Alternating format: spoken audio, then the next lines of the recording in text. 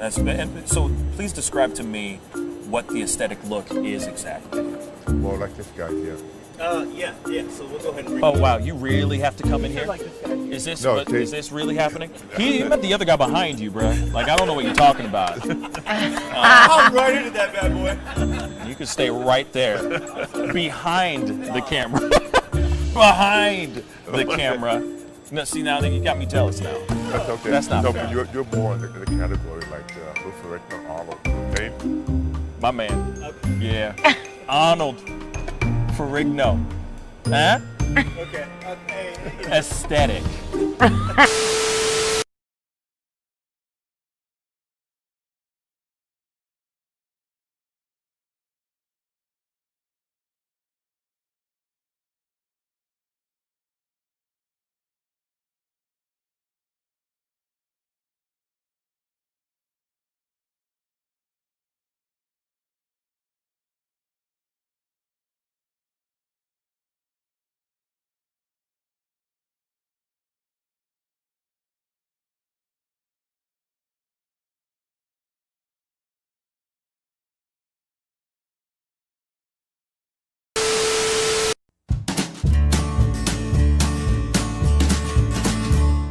That's great, partner.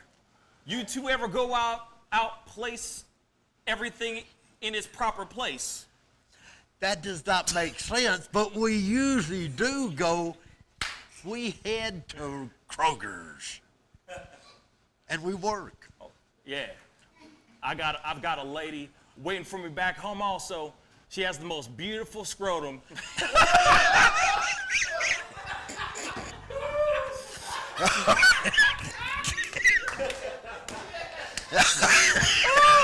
Oh, God. And when she sings, she sounds just like a puppy dog.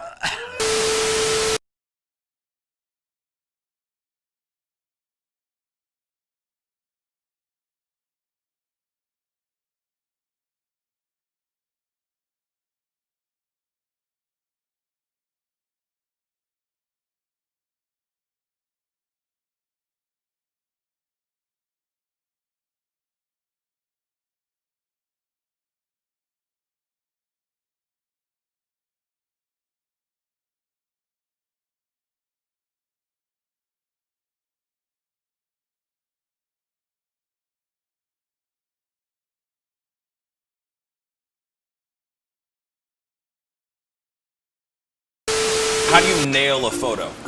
Just gotta get in the mode. You gotta talk with your eyes. Talk with your eyes. Talk with your eyes. You Okay, gotta so have the eyes can you show me a little bit of something, like to this camera? I would love to know how to do this. I just want to know. Well, How I do you do it? mean, Teach the me smile, something. You can get the sexy eyes. Then you gotta get the smile going on some shoes. But Wait, hold up. You got it. I got when it's try time, this with you. when it's Hold time on. to laugh, I gotta try this you gotta with think you. of something funny and start laughing. Do it again. Do it again. How do you do it? Teach me. Sexy eyes. The sexy eye. This is sexy eyes right here. Smizing? Smile. So you're smizing. Smile. Okay. And then you gotta get the. No, I look like I need to take a poop or something.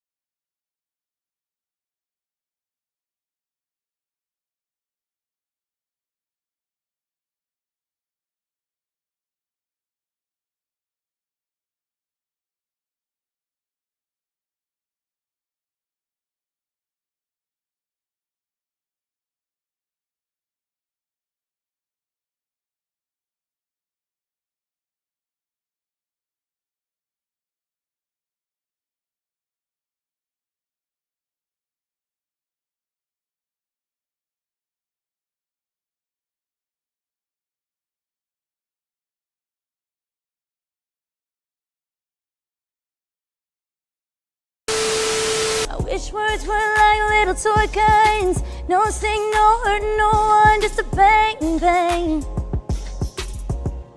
Right?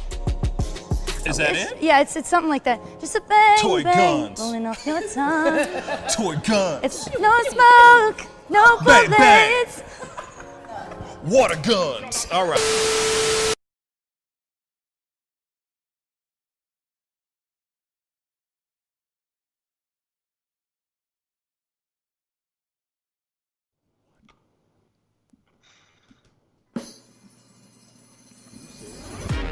Pascal, you are now rocking with that dude Pascal. We be going wild, Haitian in the building, so original. Got the haters catching feelings. Get your hands up to the ceiling and keep them held high. Cause St. Louis isn't ready. Forget about it, goodbye. Hold up, we just saying hi. Find somebody, rise up. Weekdays, catch us live. Somebody, let's go. Good morning, everybody, and welcome to the Pascal Show. Yes, terrific Tuesday. Terrific Tuesday morning, yo. Hey, hopefully you guys are having a wonderful, terrific Tuesday. You know what I'm saying? Like we out here, it's that time to get things moving.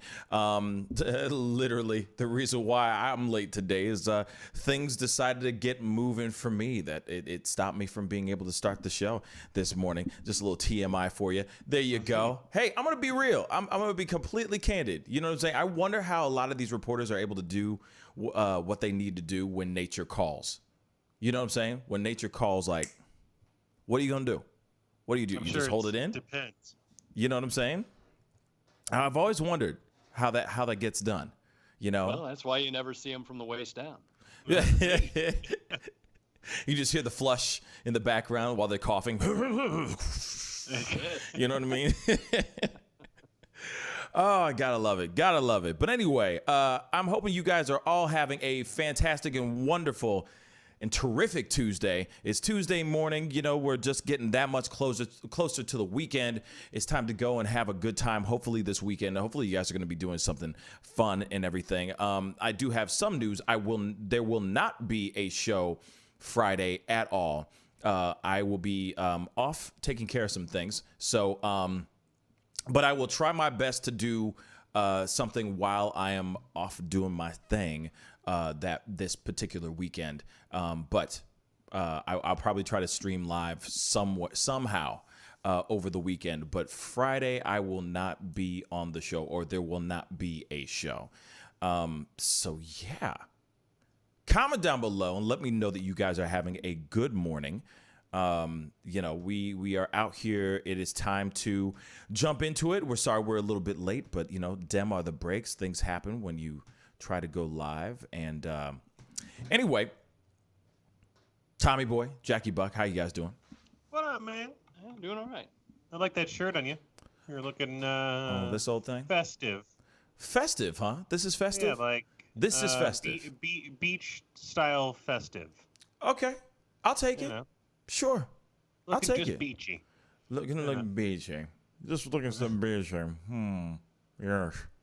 Did you Yes. say this old thing? Yeah, I said this old thing. It is. It's an old thing. This old thing. This old thing? Oh, stop it. You go, You get a cavity. You so sweet. You so sweet. I'm about to get cavity. You know what I mean? Allison Mace. Hey, happy Taco Tuesday to you, my friend. I hope Sauce Magazine is doing very well. I've been seeing you doing your thing with Sauce TV. Keep doing it. You know what I'm saying? Love to get you back on to talk about that. So if you're still on, because sometimes people hop on and go, hi, and then they go, bye, really fast. But if you're still listening and still watching, yeah, I would love to have you back on, talk about the things, the new developments of everything that's been going on. Speaking of which, last time I had Allison Mace on, we were talking about COVID and how it was destroying and messing things up economically for restaurants in St. Louis. And obviously it hit every restaurant all over the country.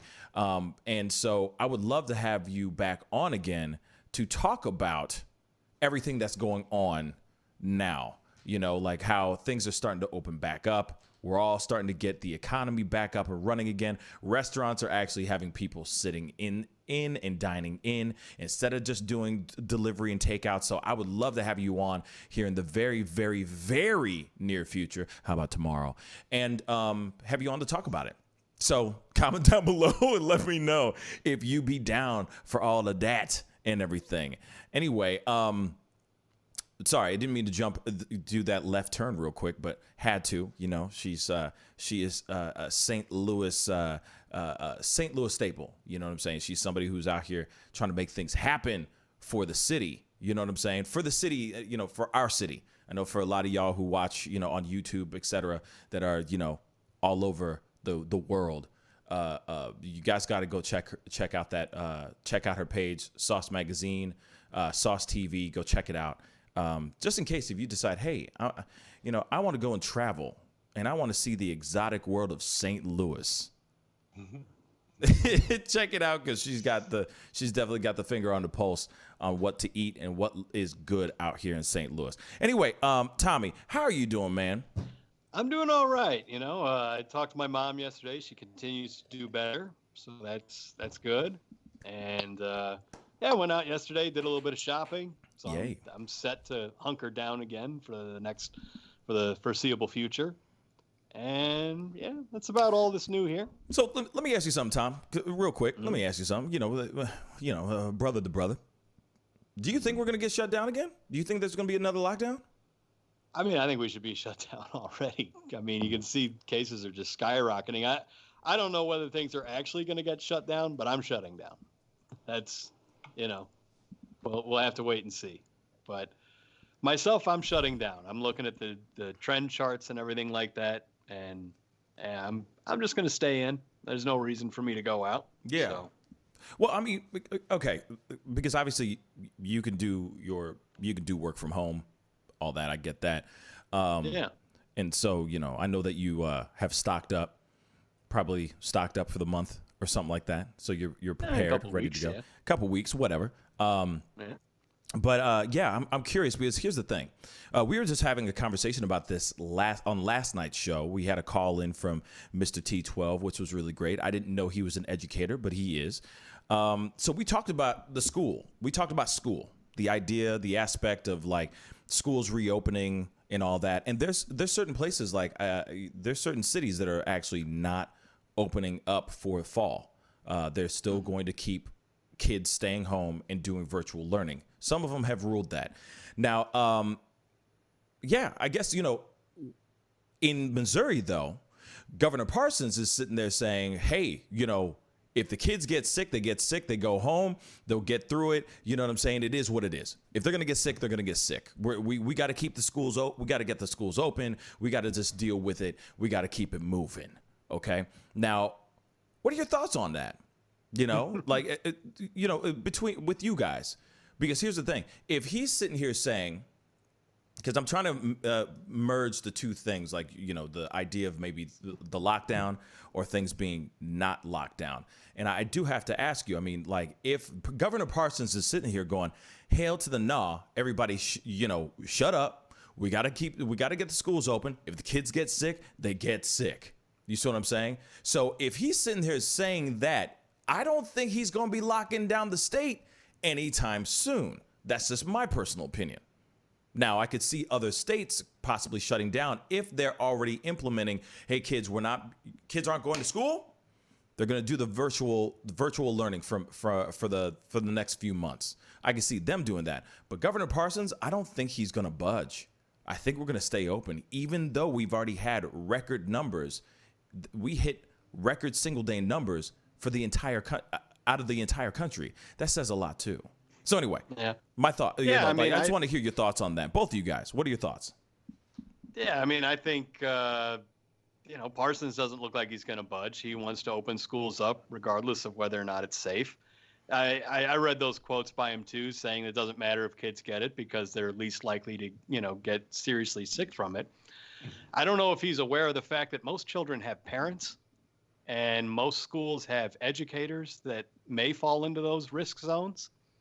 So, I mean, it's not like every kid goes to school every day and then goes home to their own studio apartment and quarantines for the next, 14 to 16 hours. They go home to parents or grandparents or whoever their guardian is that may be susceptible to dying from it. So, again, I don't think Parsons is going to budge on it. And I hope whatever happens, I hope he accepts responsibility for whatever ends up happening when we open schools.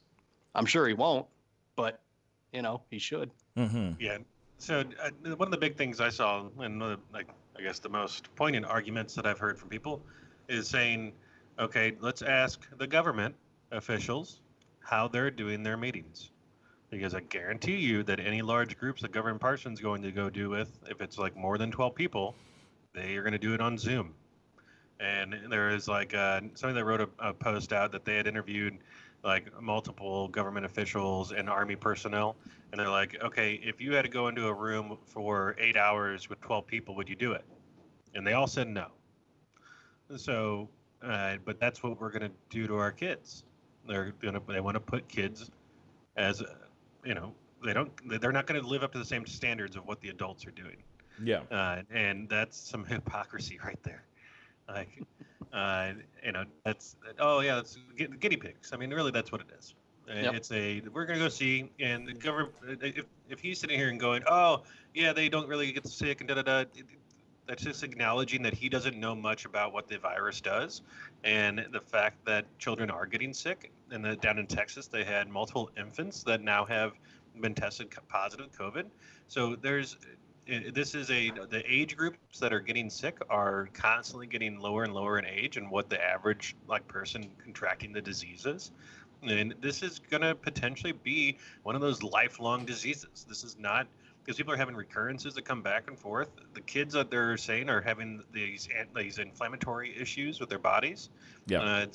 And if that's something that gets to them now, and maybe they don't die, but they just have a lifelong illness now that they have to deal with.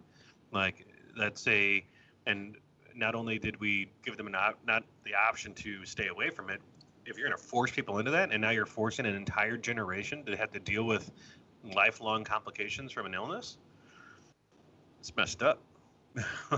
Yeah, we got to have more knowledge about it before people are going ahead and shove children back into closed boxes with places that have poor circulation, with teachers that are typically at an age that are more susceptible. I just think it's stupid. Yeah.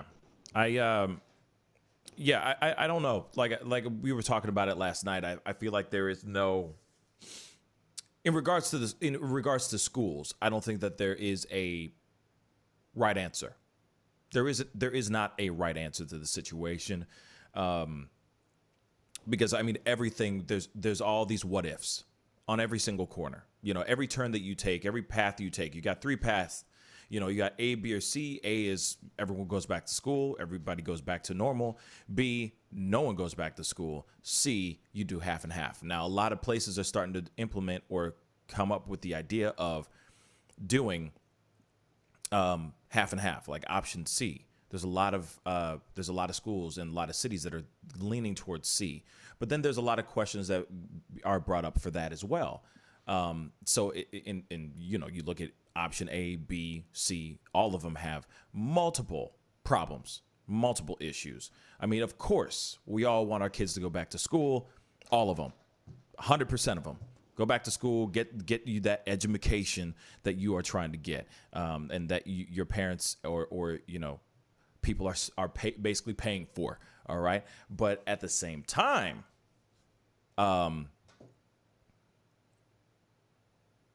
we're dealing with a virus that we don't know. Now, there's a lot of people that get sick. Not sitting here saying that they're not saying that the fatality rate is gigantic. Not saying that, but at the same time, still people are susceptible to dying from this, and you just don't know anymore. Some people have been totally fine, like healthy people that have just died from it. You know what I'm saying? So yeah, it's one of those things, like one of those scary ideas of being able to put your child in harm's way like that. And so, there's never going to be a right answer for this. And I think that if Governor Parsons or any governor of any state decides to make a decision, they're going to come off like a jerk no matter what. If they say A, everyone goes back to school, absolute jerk. B, everyone stays home, then they're a jerk. C, half and half, still going to be a jerk. Doesn't matter. There is no right answer. You know what I'm saying? There is no spoon. You know what I'm saying? So I don't know. It's a tough decision to make. But when you have somebody going out, when you have somebody like Governor Parsons going out there saying, "Hey, well, the kids are gonna get sick. If they get sick, they get sick. They go home, they get over it. They come back out. They're gonna be fine. They're just gonna have to get over it." And it's kind of like, nah, that's kind of an insensitive reaction to it. You know what I mean? Now, if you were gonna say, "Oh, they're gonna get over it. Just let's get over it," then why did you shut down the state in the first place? That's my only argument about it. If you were going to approach it like, it's nothing, it's fine. It's nothing. It's like the flu. You're going to get it, you'll get through it, you'll be fine. If that's the case, then he should have approached that in that way in the first place then. That's just what I think. Yeah, I see a lot of lawsuits coming up. Hell yeah, there's lawsuits coming out of every orifice of everybody's body now. Like teachers are suing the schools, where schools are suing. I mean, there's so many people suing people. It's insane. But what were you gonna say, Jack? This stuff is crazy, man. I know Florida teachers union is suing the state to not open up next month. So we'll see where that goes. You said Florida, yeah? In Florida, yeah. Okay, yeah. And I'm imagining that's going to follow suit in a couple other states as well. Yeah. But in general, like, you send your child to school, right? The school has some kind of duty to protect your child. So there has to be a liability that's placed onto them for caring for your child while they're there.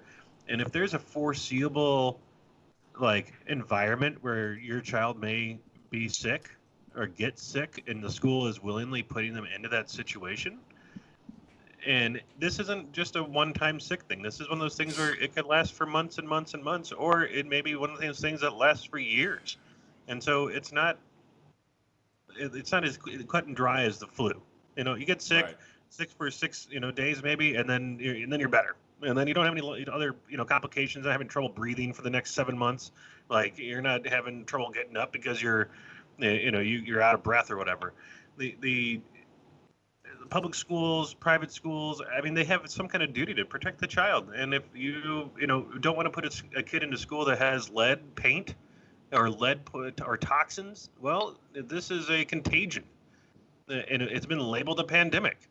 Like, I don't see, it's either follow the money, which is, because if you can't send the kids to school, then you can't send the parents to work, because there's no childcare. There's not, so it has to all be referenced back to, we have to open the state. We have to get people back in. We have to be able to produce tax and be able to fund our state, because a lot of these states are running out of money. Yeah. And then they're going to the federal government. The federal government's like, out of our hands. Yeah. You've been a poorly run Democratic city for years. Right. So, and that's, I don't know. I'm Well, you raise a good point. One I hadn't really thought about is the influx of lawsuits that all of these places are going to see now. I mean, even if they get tossed out, the amount of man hours and money every state, school district, city, I don't know where it would fall, but the amount of time and money they'd have to put into fighting all of these individual lawsuits about children, getting sick, dying, having permanent illnesses from COVID because they were forced back into schools. I mean, it could quickly overwhelm school districts, cities, states. I mean, it could be a real, it could cost a lot of tax money to fight those. I mean, this could really overwhelm the system, what they're doing. It's not an angle I thought about before until you brought that up. And these places only have so much money. Yep. There's tons of schools here in the St. Louis area, the public schools alone, that have shut down because they didn't have enough funding. And it's a, private school enrollment's down in St. Louis. So I can't see the threshold of what they're going to hit, but some of these places have some money that will sustain them for a while, and they have endowments and things like that. But the schools that don't, they'll go through their discretionary funds pretty quickly. Yep. Yeah. It's interesting. Because, I mean, man, like I said, or like we're saying right now, like we all agree, there's just so many opposing issues that keep coming up, things that just keep flying back and forth. Like I said, there's no right answer to this question. There is no right answer. I wish there was.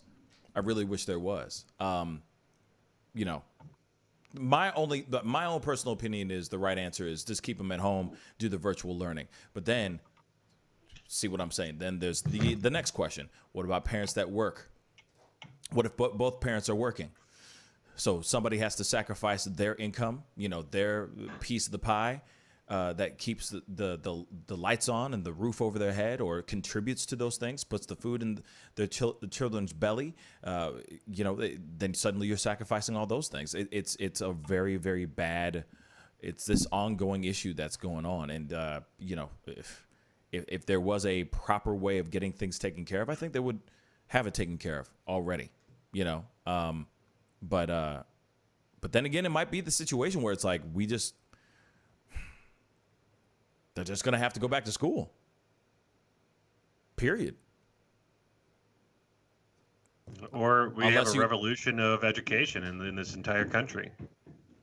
Explain. Like, give me an example. We're on a school system that's been in place for how many years, and we've never really made any drastic changes to it. Everything else in this country has advanced. Our education has gotten less money put towards it. The focus on it hasn't been there to actually change the environment of education. Everything that's being taught is still things that don't apply to everyday life.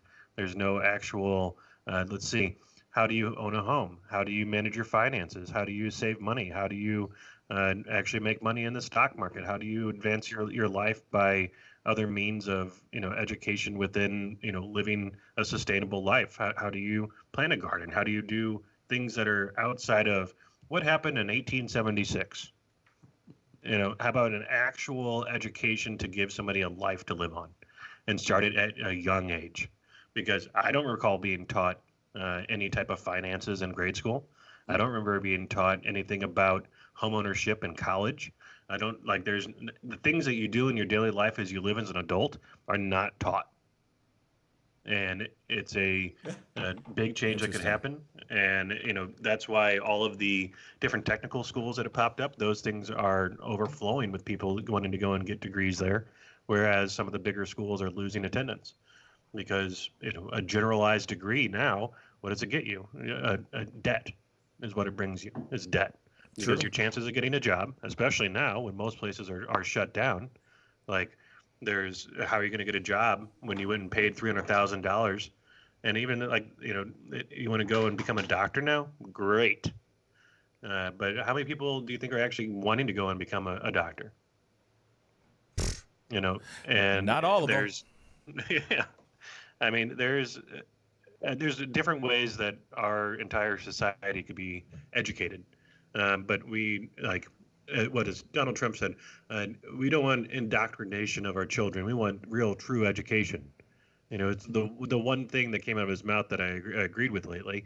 And, you know, because right now our school system does indoctrinate children with, you know, a set agenda of education. Like life skills? Like general life adult skills? Yeah, where like those adulting. Adulting. How about just living? True. And not recalling, because that's what our school system does. It doesn't teach our kids to think. It teaches our kids to recall stats.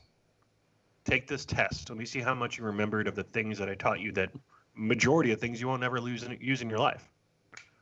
That's true. What schools really teach is the most important lesson that any employee in America could learn is bullying. When the authority figure says jump, you say how high. Yep.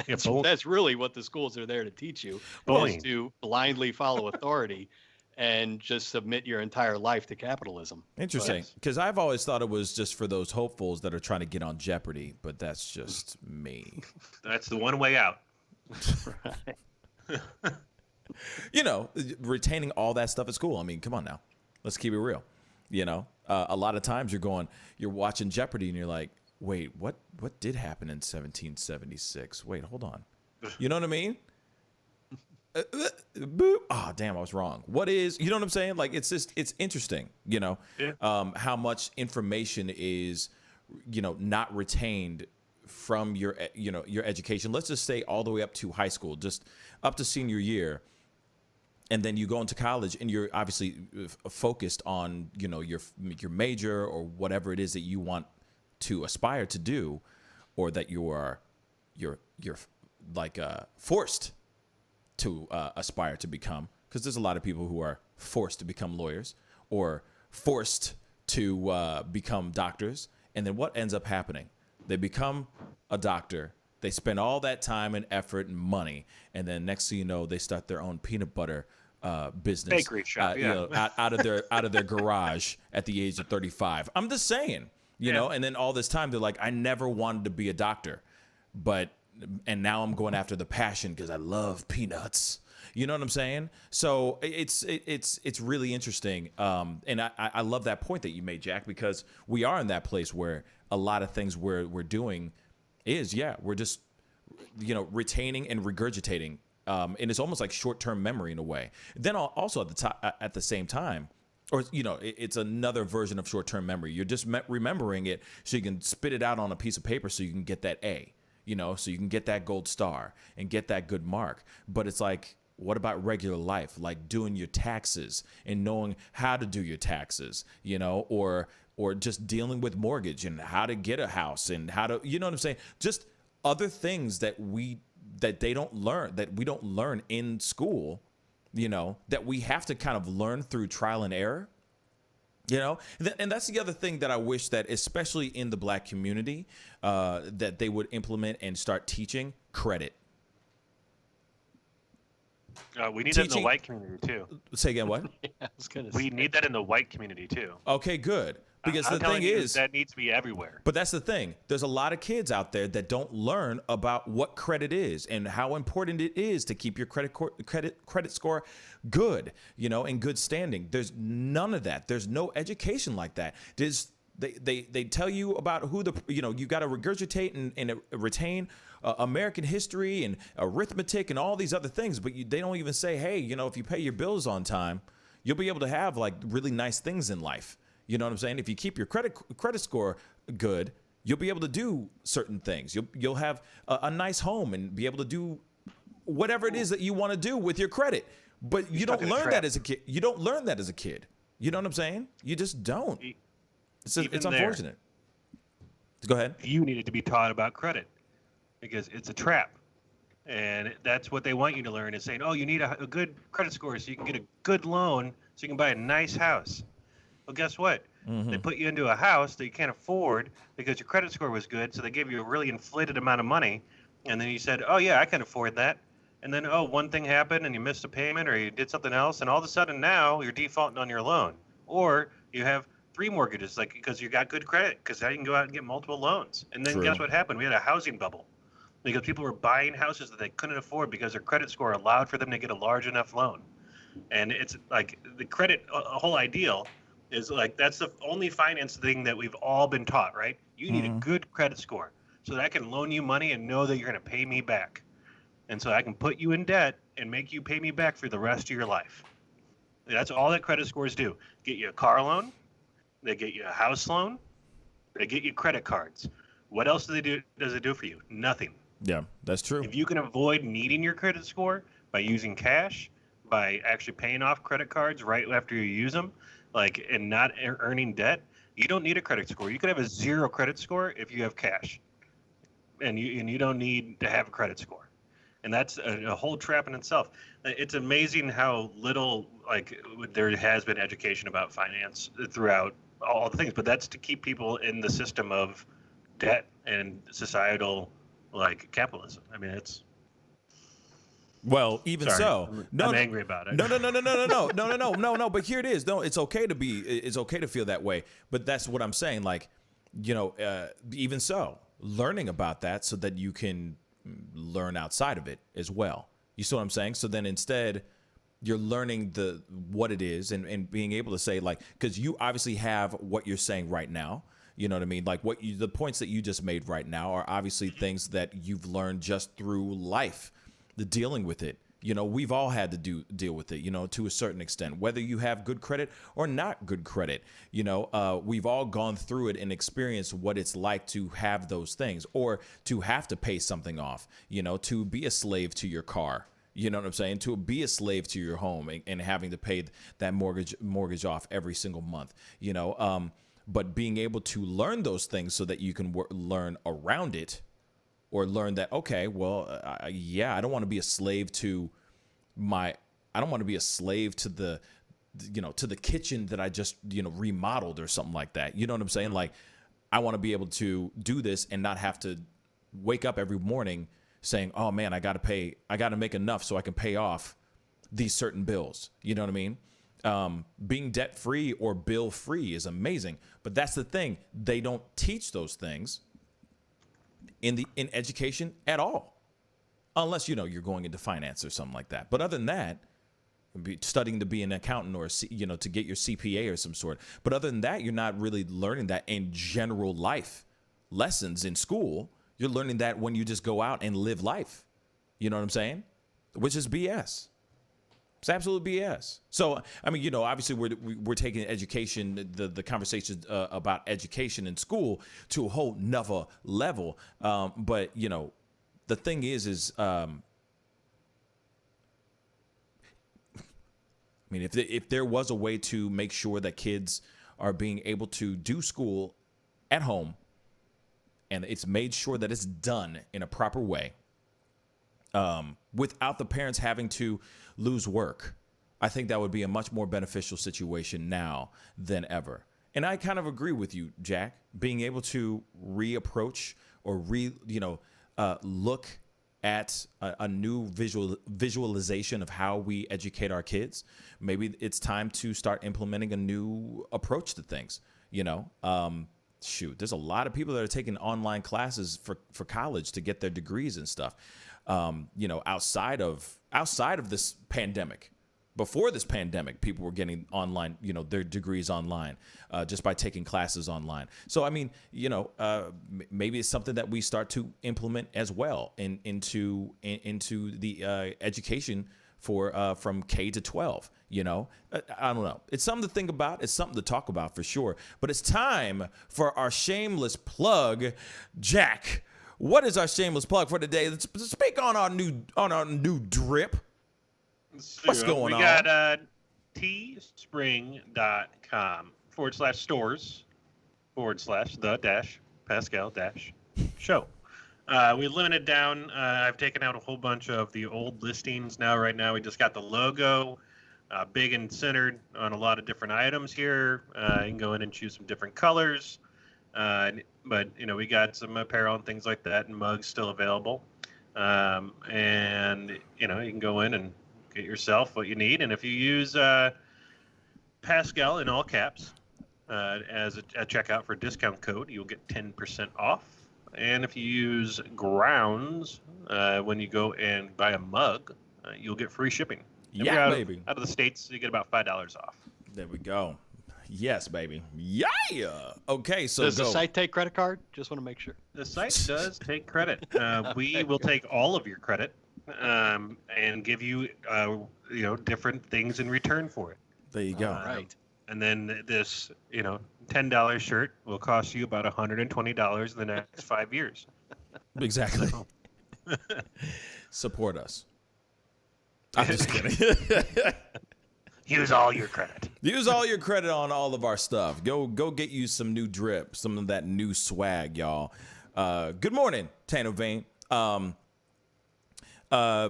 yeah, I mean, you know, and of course, you know, we talk about these things, and you know, and we have talked about this before, and I'm just, if it's okay for me to say this, Jack, you know, I know that Jack's kids are homeschooled. So he doesn't really have to worry about his kids getting any type of COVID from going back to going to school. You know, the idea of going to school, they implement homeschooling. Now, I guess my question is, when they get to a certain age, because right now they're, I would say, in elementary school age, elementary school age. When they get to the high school age, are they going to still be homeschooled? And if they are, for those people who have kids who are high school students right now, and maybe they're looking into homeschooling, what are some good options? What's a good way to get that going, for them? Well, you got to have a parent that can be home. And that's Right. step one. But I mean, everyone approaches homeschooling differently. I mean, it really depends on what your personal background is and everything, and whether or not you're looking for religious style homeschooling, which there's a lot of in a lot of Republican states. Their homeschooling is more welcome because due to religious backgrounds of people and wanting the ability to be able to have a Christian style homeschooling. But there's a lot of Democratic-led states that are less lenient on homeschooling. They require more reporting and things like that. They try to have more, fingers in the pot still with homeschooling and dictating what people can do. Some states have curriculum that they have to still follow, even though if they are at home. So Missouri is one of the more open states about homeschooling. They don't have any standards of things that you have to follow. They don't have a curriculum that you have to do. You do have to record hours, and they do have a certain amount of hours that they need you to hit, every month with certain subjects and things like that. But it's all on us to do the recording and to categorize everything that is done. The big stuff that people will run into is finding out during their daytime how to manage that time, because a lot of people, if they've never worked from home or if they've never had to do something like that before, it just really is about having a schedule and getting down with understanding everybody's schedule and being open to being lenient on some times and things like that. And for what we do, it's more of a style called unschooling. So we're more learn throughout the day, every day. We don't have set school hours or set times to go over one subject or another. We're more all interest-based learning. So everyone can approach things differently, but they have to look in their state rules. Countries have different rules as well. Yeah. So it's everyone's got to do their own research on if and how they do homeschooling for the long term. And even at an older age, like our kids, unless they would want to go to a high school or something like that, they would still be homeschooled. College, same thing. If they would want to go to college or to a technical school or something like that, they're more than welcome to. I'm not stopping them from wanting to go into a school. We just, for our family, it was the best choice was to homeschool. Gotcha. Like I said, it is an option. It is definitely an option out there for parents, I can only see it being. I could see it being very hard to do if you are a single parent. Single parents be very tough to do. Yeah. But I'm sure at some point. There will be classes and or at least programs made in a way to make that happen, to make homeschooling a thing. There's gotta be a way. You know what I'm saying? Have you heard of this thing? It's called the internet. No. Here it is. Internet, absolutely. No. Here it is. No. Here it is. No, let me say this, okay? Yes, the internet, obviously, duh. But at the same time, you got to remember that there are kids who are active, that are moving, that are wanting to get up and run around and all that stuff. How are you going to get a kid, let's just say a 6-year-old kid or whatever age kid, a 9-year-old kid is sitting in one spot and learn, at home when they have all their toys in the corner, and having that kid stay in one spot. Now, you have more control over that kid when the said teacher is there in the presence of these kids going, okay, kids, we're going to learn arithmetic today. We're going to go through our we're going to do our, what's the word? Now I'm forgetting. I need to go back to elementary school. It's like, we're going to do everything by, that's a multiple of 8. You know what I mean? And then they go through the 8s or something like that. imagine if said kid is right there, you know what I'm saying, in front of them, and that kid's starting to act up. You know, there's a lot of active kids, a lot of active-minded kids, a lot of kids with ADHD, ADD. You know, every kid has ADD. But, you know, when they're physically there in front of the teacher can go, Michael, sit down.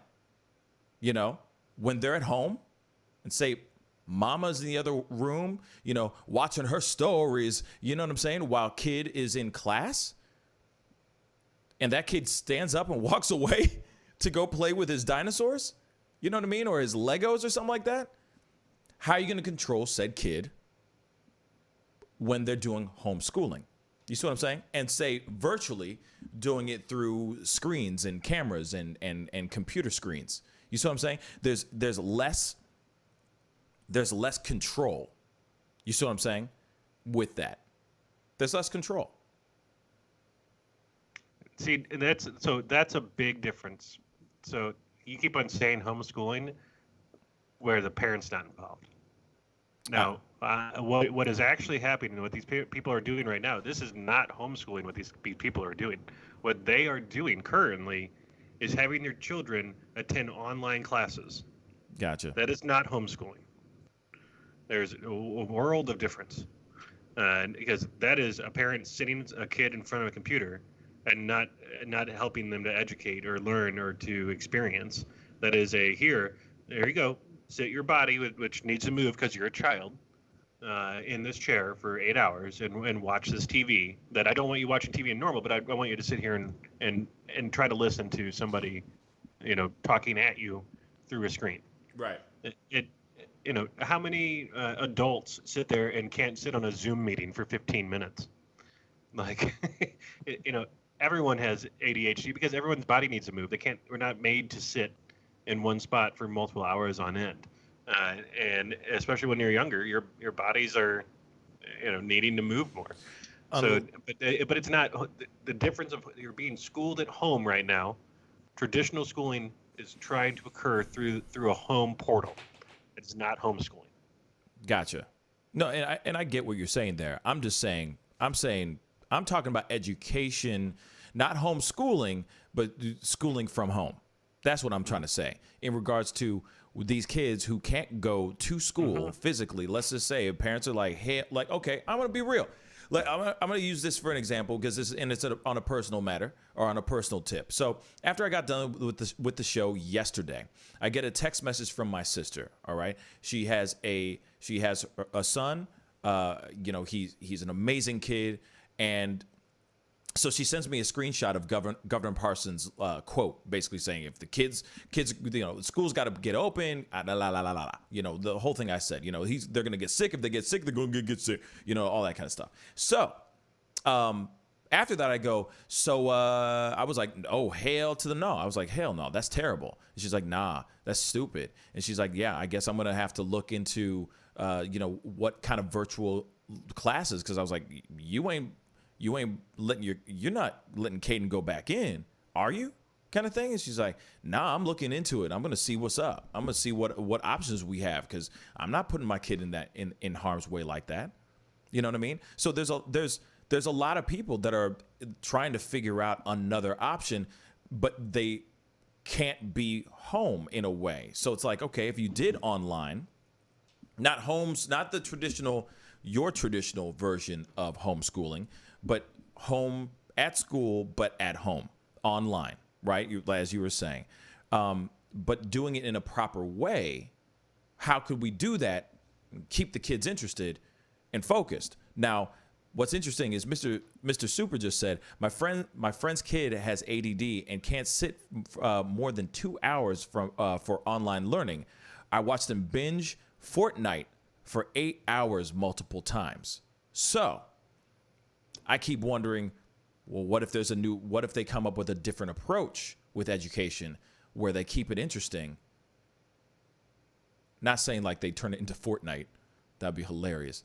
Education with Fortnite, but something in some way that keeps the kids interested and you know, engaged. You know what I'm saying? Because online classes, when you're just looking at said, You know, Mrs. Smith teaching about entanglement for 8 hours is going to be really tough. You see what I'm saying? That's tough for a kid. That would be boring for me too. Staring at a screen, watching somebody going, okay, here's here's all the multiples of 8. You know, I would be losing my mind personally. You know what I mean? So it's like, all right. So I'm not talking about just like, I'm talking about the parents who cannot physically be in the room because they have to go and work, even if it is working in their office and working from home, that can't have their full hands-on experience or hands-on with the education of their child. You know? Yeah. Does that make sense what I'm saying? Yeah. Okay. I mean, and that's one thing is like people are realizing how much, I mean, this is one kid in a room that you're trying to control to pay attention to somebody on a screen, right? And that people are realizing how much teachers actually do. And they have to control 30 kids in a room. And they do it all day long throughout the day with multiple kids in multiple groups. But I think that right now, a lot of teachers, and I've been seeing online, are saying, "Oh, I feel like a glorified babysitter." People are trying to force their kids to go back to school right now. Are teachers and administrators going to be paid more?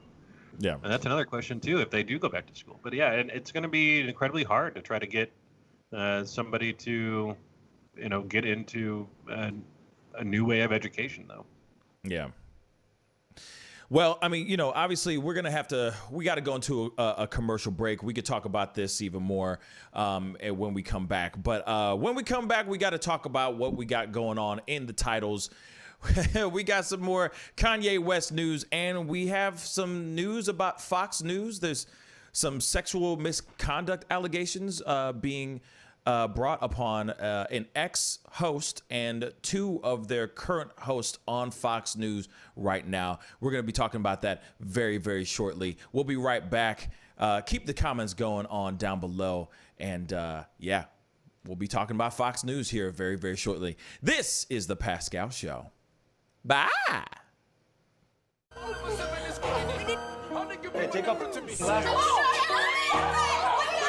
Ms. Feinberg, I'd really appreciate it if you would close your legs. Do you find it distracting? Power, respect. The festival is crazy in the streets. Deception, the fakers and leaks. Entertainers are trucking for tweakers and losing their self because their loves are unique. All of us under surveillance. There was a feeling that made it. Half of them stumbling around and they faded. They live in the world that's degraded for people that's constantly tainted. But you see how he makes these S's in his body right here? That's where he's hanging on. And then he's moving forward with the locomotion of his ribs. That is classic Missouri rat snake right there. So I'm gonna go ahead and grab him before he gets into a hole. Now, these snakes are not biters. They won't bite as long as you don't squeeze them. If you just stop them like this, it'll freeze them, and then you just gently pull them back. As long as you don't squeeze them, they won't bite. Yo, Mike, what's up, man? Guy? Good to see you, man. Yeah, so Sugar Fire. Yeah. Fully open, right? Yeah, we're pretty much open. You can't sit inside yet. Monday you can sit inside a little bit. We'll have 25% of the tables inside, and then we're letting it rip outside. So I know that there's a lot of people really concerned about staying safe and all of that. So what are you guys doing in regards to that? Well, we have extra people to clean and rub everything down all the time. Everybody inside's wearing masks. And we have those little stickers on the ground so everyone can stay 6 feet apart. Right on. The tables are all spaced out, inside and outside. Sugar Fire, open in full effect right now. They're staying healthy, they're staying clean. Go get you a rack of ribs. Sugar Fire, open right now. Thanks.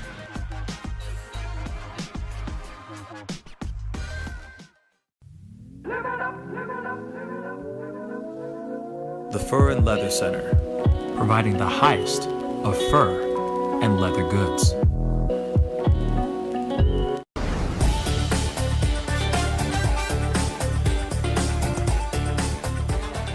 I'm sorry, I can't make this interview boring because this man is too exciting as a host.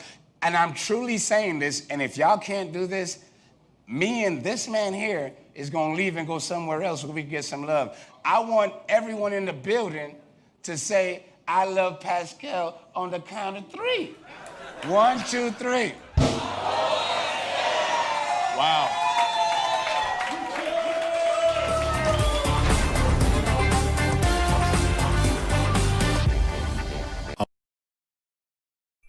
Homeowners and property managers, if you're looking for effective and humane ways to remove wild animals and deal with the damage that they have caused, we have good news for you.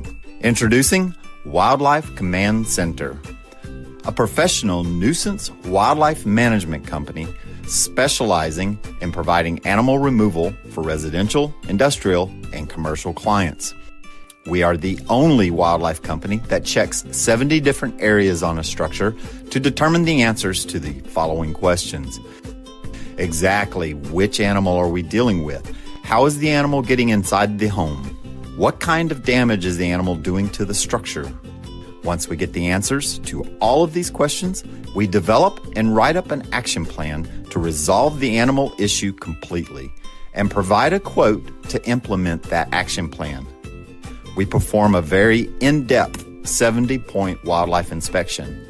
From visually inspecting the highest point, the chimney, to physically crawling inside the attic space and looking for animals, chewed wires, fecal matter, chewed structural wood. We inspect everything.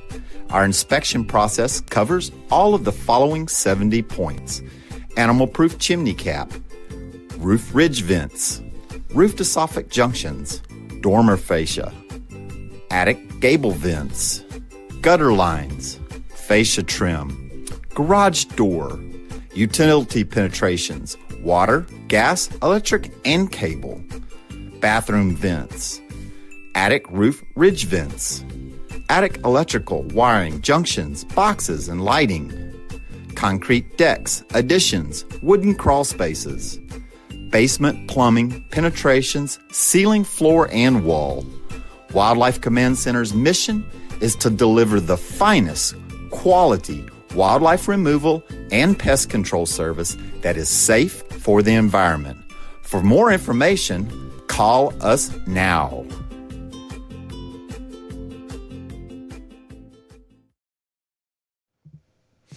All right, welcome back, guys. Thank you guys so much for tuning in and being a part of the show. If this is your first time checking out this show, please go hit that like button down below.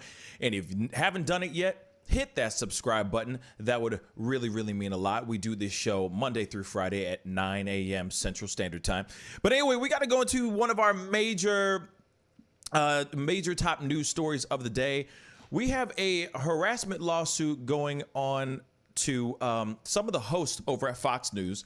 Now, obviously, this isn't their first rodeo in regards to a lot of the sexual harassment allegations that have happened in the past. They've had a lot of lawsuits in regards to that in the past.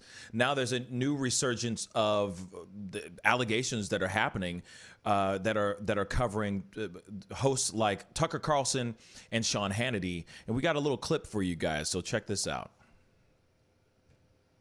Tonight, 2 of Fox News Channel's most prominent hosts are being sued for sexual harassment, and a former anchor is being accused of rape. A warning, the allegations are graphic. Here's CBS's Jerika Duncan.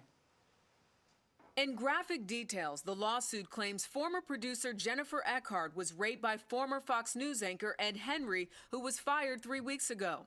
Former contributor Kathy Arue says Henry, along with Sean Hannity and Tucker Carlson, sexually harassed her. In the first 2 pages of the suit, Eckhart alleges that Henry, who is twice her age, asked her to be his sex slave and his little whore, and threatened punishment and retaliation if Miss Eckhart did not comply with his sexual demands. Eckhart also claims she was violently raped while helpless and restrained in metal handcuffs as Mr. Henry performed sadistic acts on her without her consent. As for Arue, she says Henry sent her a slew of wildly inappropriate sexual images and messages throughout the first half of this year. Man. Ed Henry's attorney, Catherine Foti, said the evidence in this case will demonstrate that Ms. Eckhart initiated and completely encouraged a consensual relationship. Fox News said in a statement that Kathy Arue's claims against Fox News are false, patently frivolous, and utterly devoid of any merit. Jerika Duncan, CBS News, New York. Interesting. All right. So as you guys can see, there's there's some new allegations going on right now in Fox News with some of the anchors and some former hosts. Now, I don't know how to, I'm trying my hardest to wrap my mind around it because obviously, I'm quick to, I'm not saying I'm quick to, but I'm not going to sit here and say that I wouldn't, not believe the allegations. I know that there have been other allegations in regards to people like Megyn Kelly. There have been, during that time, there was a onslaught of other allegations that were happening during that time as well. During the heightened moments of the Me Too movement, like the people were getting hit hard in Fox News by a lot of the women that were working there. So in a way, I believe it, but then in another way, I kind of wonder about it as well. And I'll explain here in a little bit, but I do have to ask the guys what they think on this as well. So Tommy, what do you think, man? Yeah, I mean, well, look, the Jennifer Eckert's allegations are that Ed Henry forcibly raped her. And then this Kathy Aru, is claiming that Hannity and that Hannity had offered $100. She says that Hannity put $100 on the table and challenged the men on his staff to take Aru out on a date, and that made her feel uncomfortable. She also claims that both Carlson and Tucker Carlson and Howard Kurtz had invited her to their hotel room. She claims in Kurtz's instance, basically, he was pulling a Weinstein saying, hey, if you come up to my hotel room afterwards, you might get a permanent spot here at Fox News. And she claims that Carlson said, hey, I've got a hotel that, that my wife and my children aren't staying at, that you can come by if you'd like. We'll have to see how much truth there is to these allegations.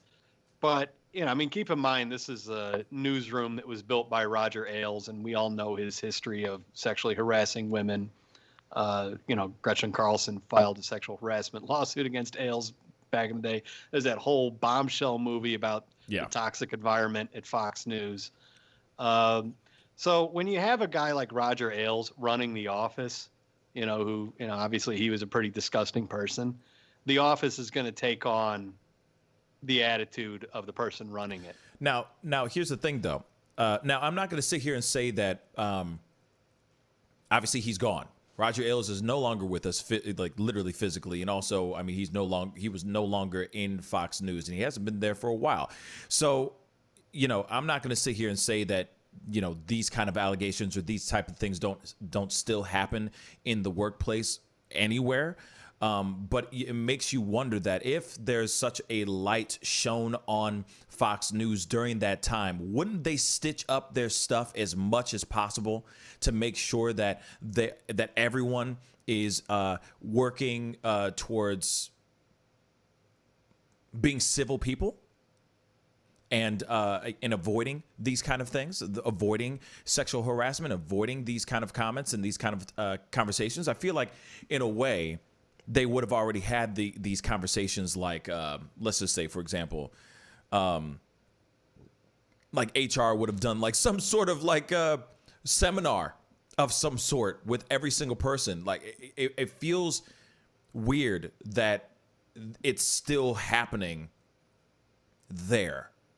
If there's been so many allegations, they've already had a history of allegations already. Wouldn't they really want to stitch up their ish as much as possible right now? You see what I'm saying? Why would they? It just seems like they're slipping up. You see what I'm saying? Unless these allegations were sitting for a long time, and it just never got put out in the light until just now. You see what I'm saying? Because it just doesn't make any sense.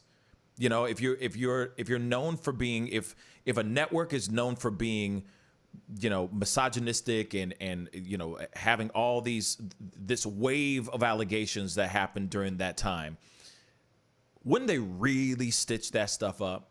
You know what I'm saying? And make sure that everybody's acting accordingly and being the best that they can be, rather than here's $100, take this girl out type stuff, or hey, I'm going to treat you like a little such and such, and I'm going to tie you up and sexually assault. Yeah. It just seems weird to me that suddenly is like, you know what I mean? I feel like they would be. Yeah, I know what you mean. I just think, Roger Ailes was there forever. He founded the network. He created a culture that was toxic towards women.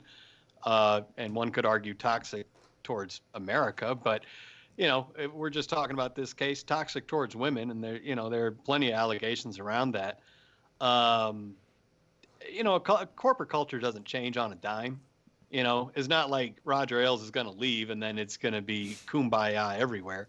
Right. I mean, corporate culture doesn't change over. But I feel like it should be, though. If you're going to get an onslaught of like that movie Bombshell, which check it out if you get some time. But anyway, Bombshell, you got all these women coming together saying that these things happened to me. There was an ongoing thing of the Me Too movement was just blasting through Fox News. Wouldn't they go through it with a fine-tooth comb and approach things accordingly so that those things don't happen ever again?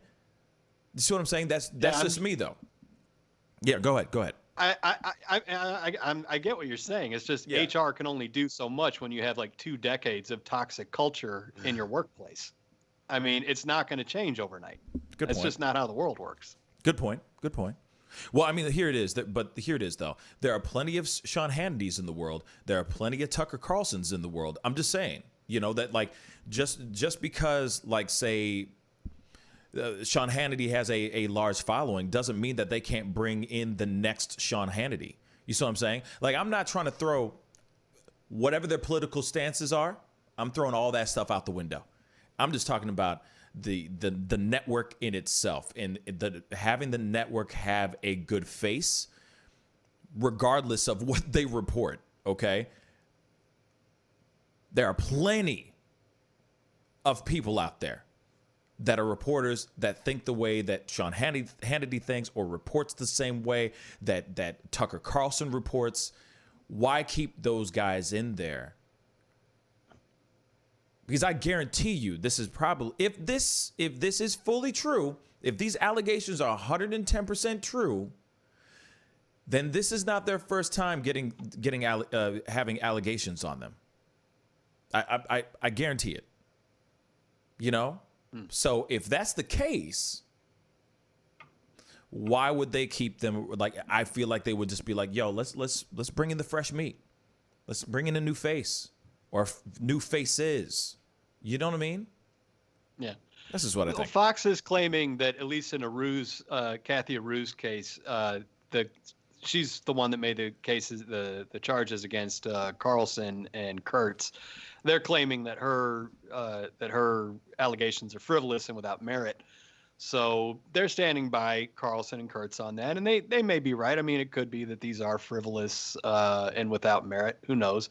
But I mean, Tucker Carlson's ratings are huge. Huge. Lots and lots of people watch him. Yeah. And if they fire him, they're going to lose fans. I mean, Fox News has already lost some fans because, they've let Bill O'Reilly go. So Fox News, I mean, it's still beloved by conservatives, I think, but it's not what it once was, where, you've even seen Trump kind of go after him recently.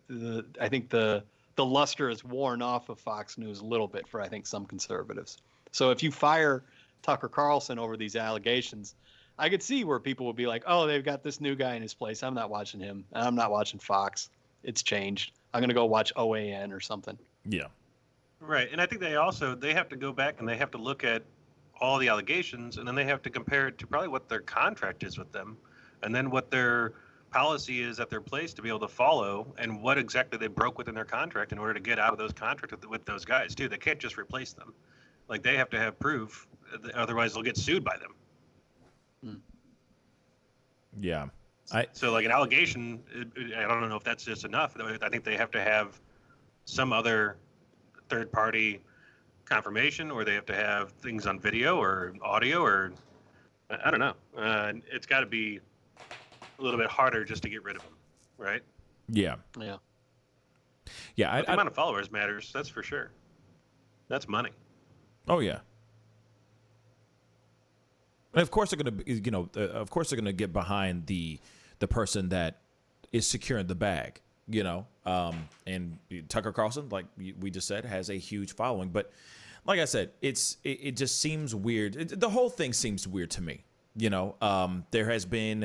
There's also, I might sound a little crazy here, so I'm just going to go with it. But it seems like, there's been even so, like Trump has been feeling some type of way about Fox News as of late. Fox News has been kind of swinging back towards, kind of calling him out in certain ways, or I guess speaking on him or showing him in a light that I don't think he's a very big fan of as well. He had that interview with Wallace, Chris Wallace, which was a very interesting interview, a very interesting discussion.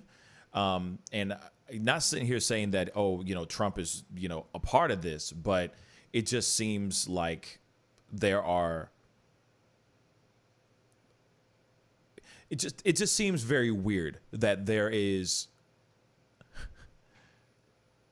these allegations that are coming out. There's but at the same time, Tucker Carlson and Sean Hannity have nothing to do with that interview with Chris Wallace as well. But I feel like there's just like an attack on the news network that might not even need to be happening. It just, in a way, it seems weird. It seems fishy to me. And I'm saying that. Okay. Just to be completely straight funky, I'm not a huge fan of Tucker Carlson. I'm not a fan of Sean Hannity, but I can see something that seems a little fishy to me. Regardless of what I think of how they report the news and where they stand politically, it just seems weird to me. This seems a little fishy. I don't know. Unless these things have happened after this wave of after the wave of all those other allegations, now I could see that happening. But it just seems weird, like they would suddenly turn this on now. Yeah, well, it seems weird. I don't know. Her allegations against Carlson, she claims the Carlson incident where she says he invited her to the hotel room, that took place, she said, in December of 2008. And the allegations against Kurtz were in 2009. And I think the Roger Ailes stuff, that was all happening in 2016. So these would have been 2-3 years after that big wave of allegations against Roger Ailes. Okay. And that's fair enough. There's more incidents in 2014 and 2016 with these people. There you go. Interesting. Care to elaborate? Let me pull up on that one. What was I just reading there? Hold on one second. Of course, I closed it out as I was talking about it. So hold on, I'll come back to that. You guys talk about it more. Okay. So Tanu Vane just said something which which was basically what I was trying to say. He said there have definitely been conservatives saying Fox has given into the narrative, and that's exactly what I'm trying to say. Like they were, there's a lot of allegations out there saying that that they've been bashing Trump in a way, making Trump look bad, and so I know that in a way Trump has been kind of canceling Fox News now because he feels like he's being betrayed. So in a way, there's a lot of I could see where people might say, "Oh, maybe it's Trump's people trying to mess up Fox News now for all this information to come out now." You see what I'm saying? But that's just a theory. You know what I mean? That's just one theory. All right, here's what I found. All right, okay. So we got Ed Henry and Jennifer Eckert, right? Mm-hmm. Okay, and then the other lady is Miss Aru. Mhm. So the rape allegation was back in 2014 with Eckert and Henry, and then that was he put advances onto her. Ultimately, she agreed to have drinks with him one night. After finishing the drinks, the lawsuit said Henry invited Eckert to his room. When they arrived at the room, the lawsuit said Henry ripped off her clothes and that she ultimately had sexual intercourse with him, fearing that her career would be over if she refused.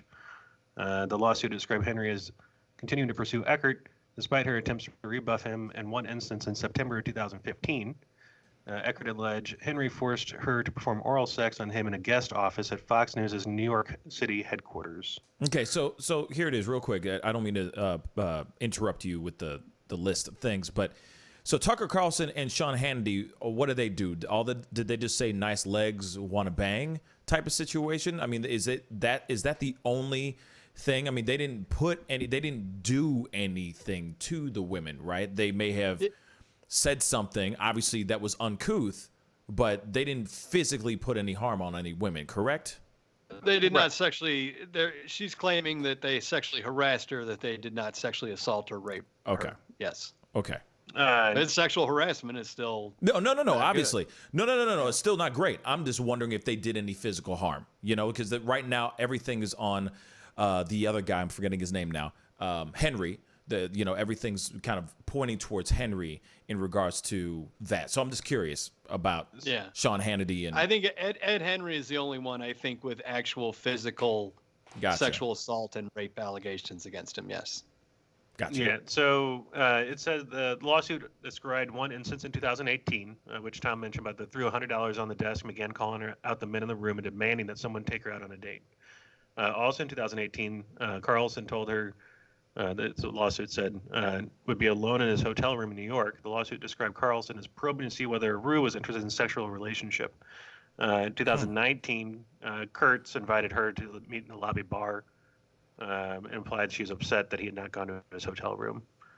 So the lawsuit said that Aru refused to go along with Hannity, Carlson, and Kurtz, asked for suggested her appearances on their shows were dramatically reduced afterwards. Interesting. So she was really, there's a couple, I guess it seems like maybe Fox News, the way it's being portrayed here is if you're a woman and you want to get to the top, you have to sleep to get there. Oh yeah, and that seems to be the ongoing story over, in regards to Fox News. I mean, they show it, they cover it pretty decently in the that movie Bombshell, which was pretty good, and it's sad that that's kind of how it seems like if you want to play the game, if you are going to be in the game, you got to play ball. If you want to be in the room with the big boys, you got to play ball. And literally, I think that's a line from the movie. Literally, but it's really sad that those are the things that really go down, especially it has nothing to do with your talent or your wit or how good you are at telling the story. It's unfortunately about what you do behind closed doors, and that's really a sad thing, a really sad and unfortunate situation. And of course, as things go on, we'll be jumping into more. I'm sure we'll be finding out more information as time goes on, because right now these are just allegations. Obviously, there have been reports on it. There's a laundry list of things that these guys have done, but we'll see what happens. Now, real quick, Sean Hannity, if I'm correct, he put $300 down on the table and said, "Somebody." Just $100. Oh, $100. So he put $100 down and said, "Somebody take this woman out for dinner." He began calling out to the men in the room and demanding that someone take her out on a date. I'm wondering what else he said in that thing, or what's the or what the background kind of context is as well. You know what I mean? Does that make sense? Because you never know. You never know. Hey, let's think about this for a second. I can't even believe I'm saying this stuff right now. But because if for me, it's like well, Sean Hannity, Tucker Carlson, well. But what if I don't know? There's so many different ways you can take that situation. where it could have been like she works her butt off all the time and maybe hasn't gone out on a decent date, and he just said, "Here's $100, guys. Somebody take her out on out for a couple drinks. She deserves it," or something. I mean, it doesn't mean that's sexual harassment, but I don't know. It is a little weird. It is a little weird. So, I'm not going to sit here and say that it's what he did was completely right. But you see what I'm saying? Like, I feel like, I don't know. Just a Fox News weird. spokesperson said the investigation conducted by the outside law firm determined all of Aru's claims to be false. So they're saying that everything that she said about all that stuff is all false. Oh, okay.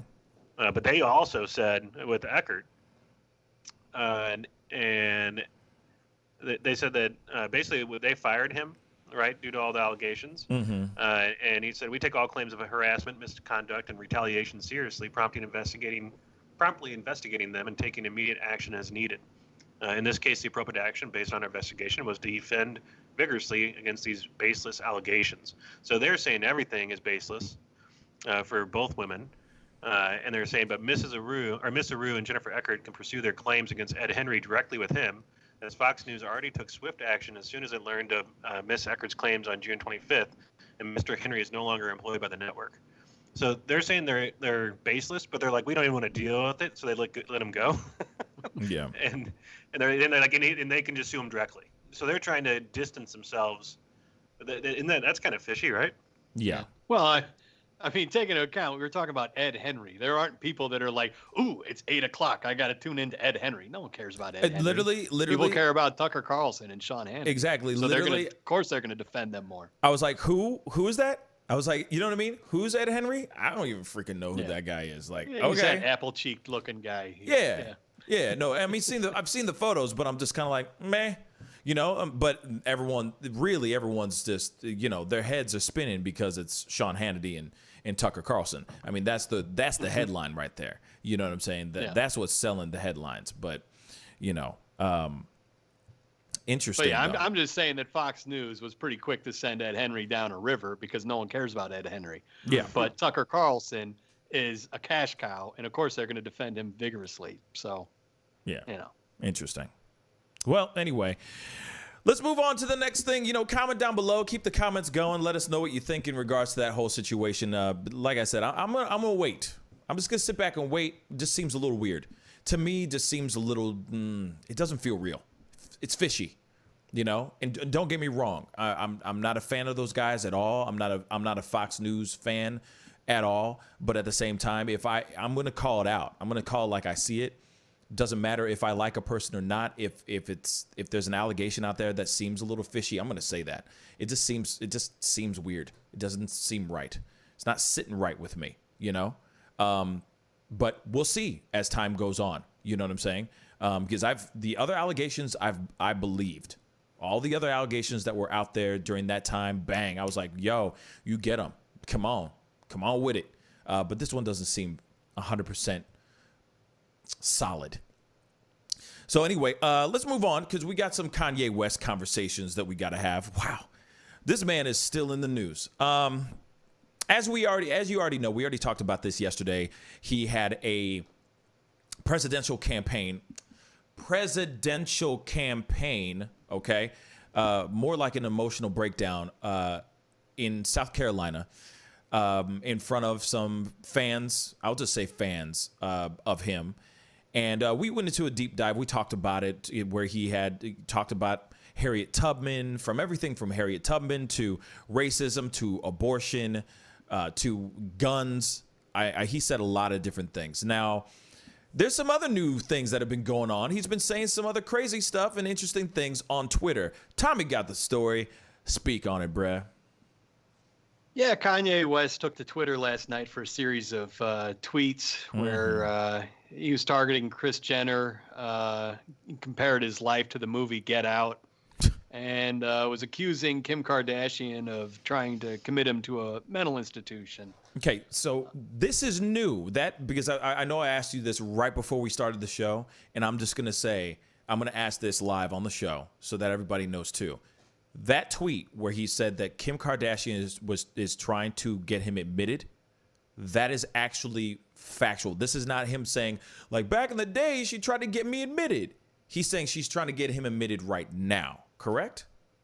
In that tweet. He tweeted, the tweet he said last night was, Kim tried to bring a doctor to lock me.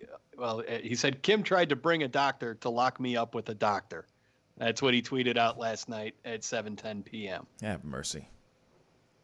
Okay, sorry. So, continue. I think I'm sorry, he's brother. in Wyoming right now, and it sounds like Kim Kardashian is in L.A. Mm-hmm. And it sounds like Kim is.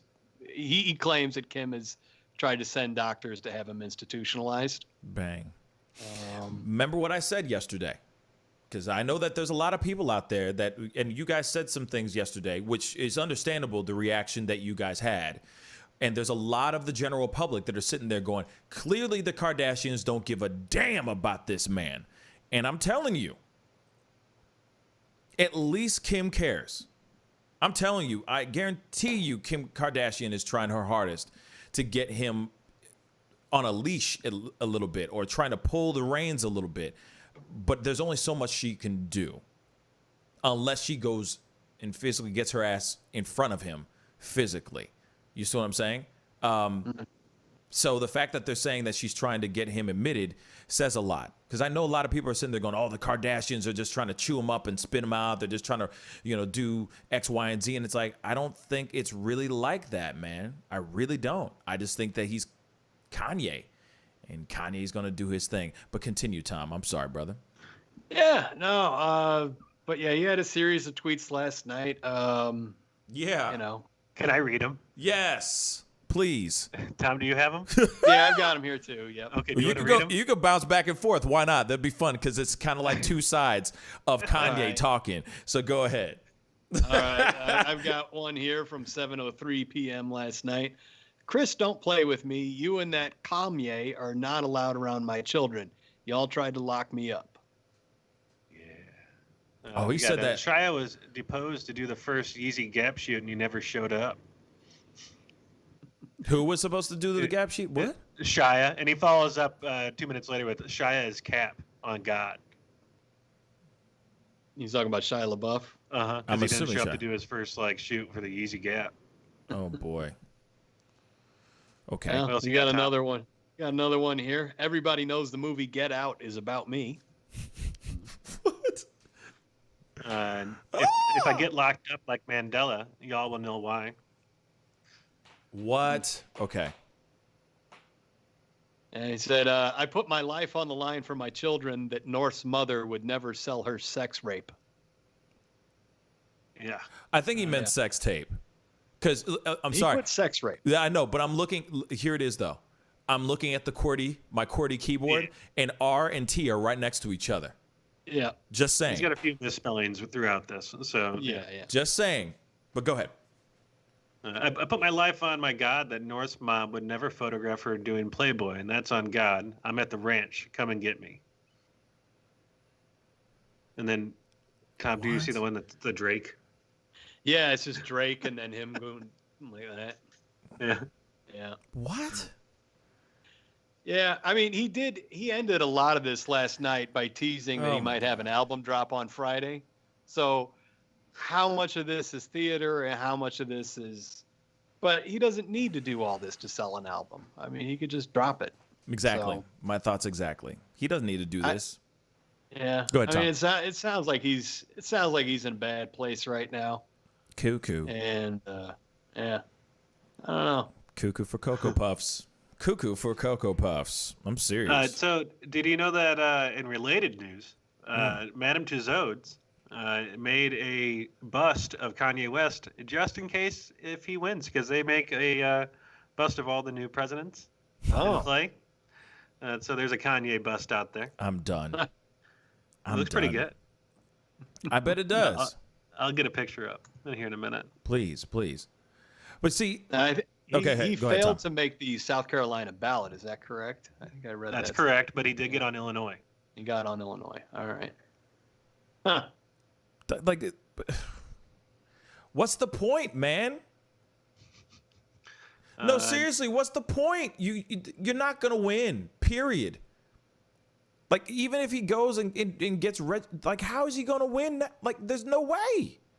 Oh, great. One state. Congratulations. That's it? Like, why? So, why?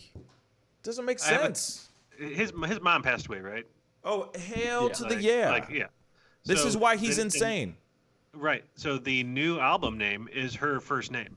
Oh, that's what's up. That's pretty. And I wonder if he made some kind of promise to his mom about running for president or doing something, or, and if he's having a really struggle right now, and then he's dropping an album about his mom or named after his mom, obviously inspired by his mom.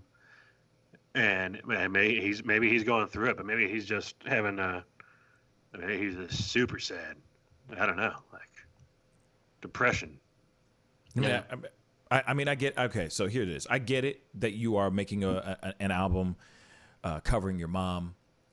So it makes you think about your mom, reminisce the times that you have with your mom. I get it. I fully get it. But at the same time,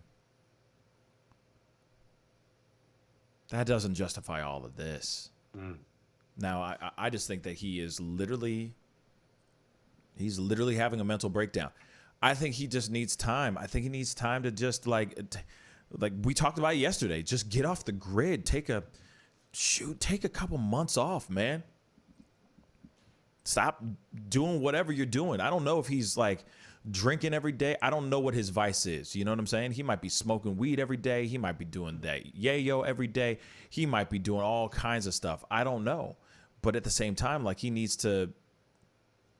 just needs to like seek help, talk to the right people that he needs to talk to, and get his mind right. Like I get it being upset and being sad, but that doesn't. What he's doing is not I don't know. It's not solving anything, man. It's not solving anything. Well, it sounds like the only way for him to get his mind right is actually to be on his medication. Exactly. This is definitely not. I really do not think on God, as he says over and over and over again. I really don't think this is a publicity stunt. I really think that he is just, we are seeing a man unravel publicly. We're seeing a public figure, someone that we all grew up to at least myself, that I grew up and loved, and still do to a certain extent, and respect, seeing him physically unravel in the public eye. And that's what's sad. And what needs to happen is Kim Kardashian or the Kardashians or West's family need to literally physically get into in his home, get in his face, give him an intervention, get him the right and proper medication, get him the right people to talk to get his mind right. This is not at all helping at all what he's doing. It's not. Yeah.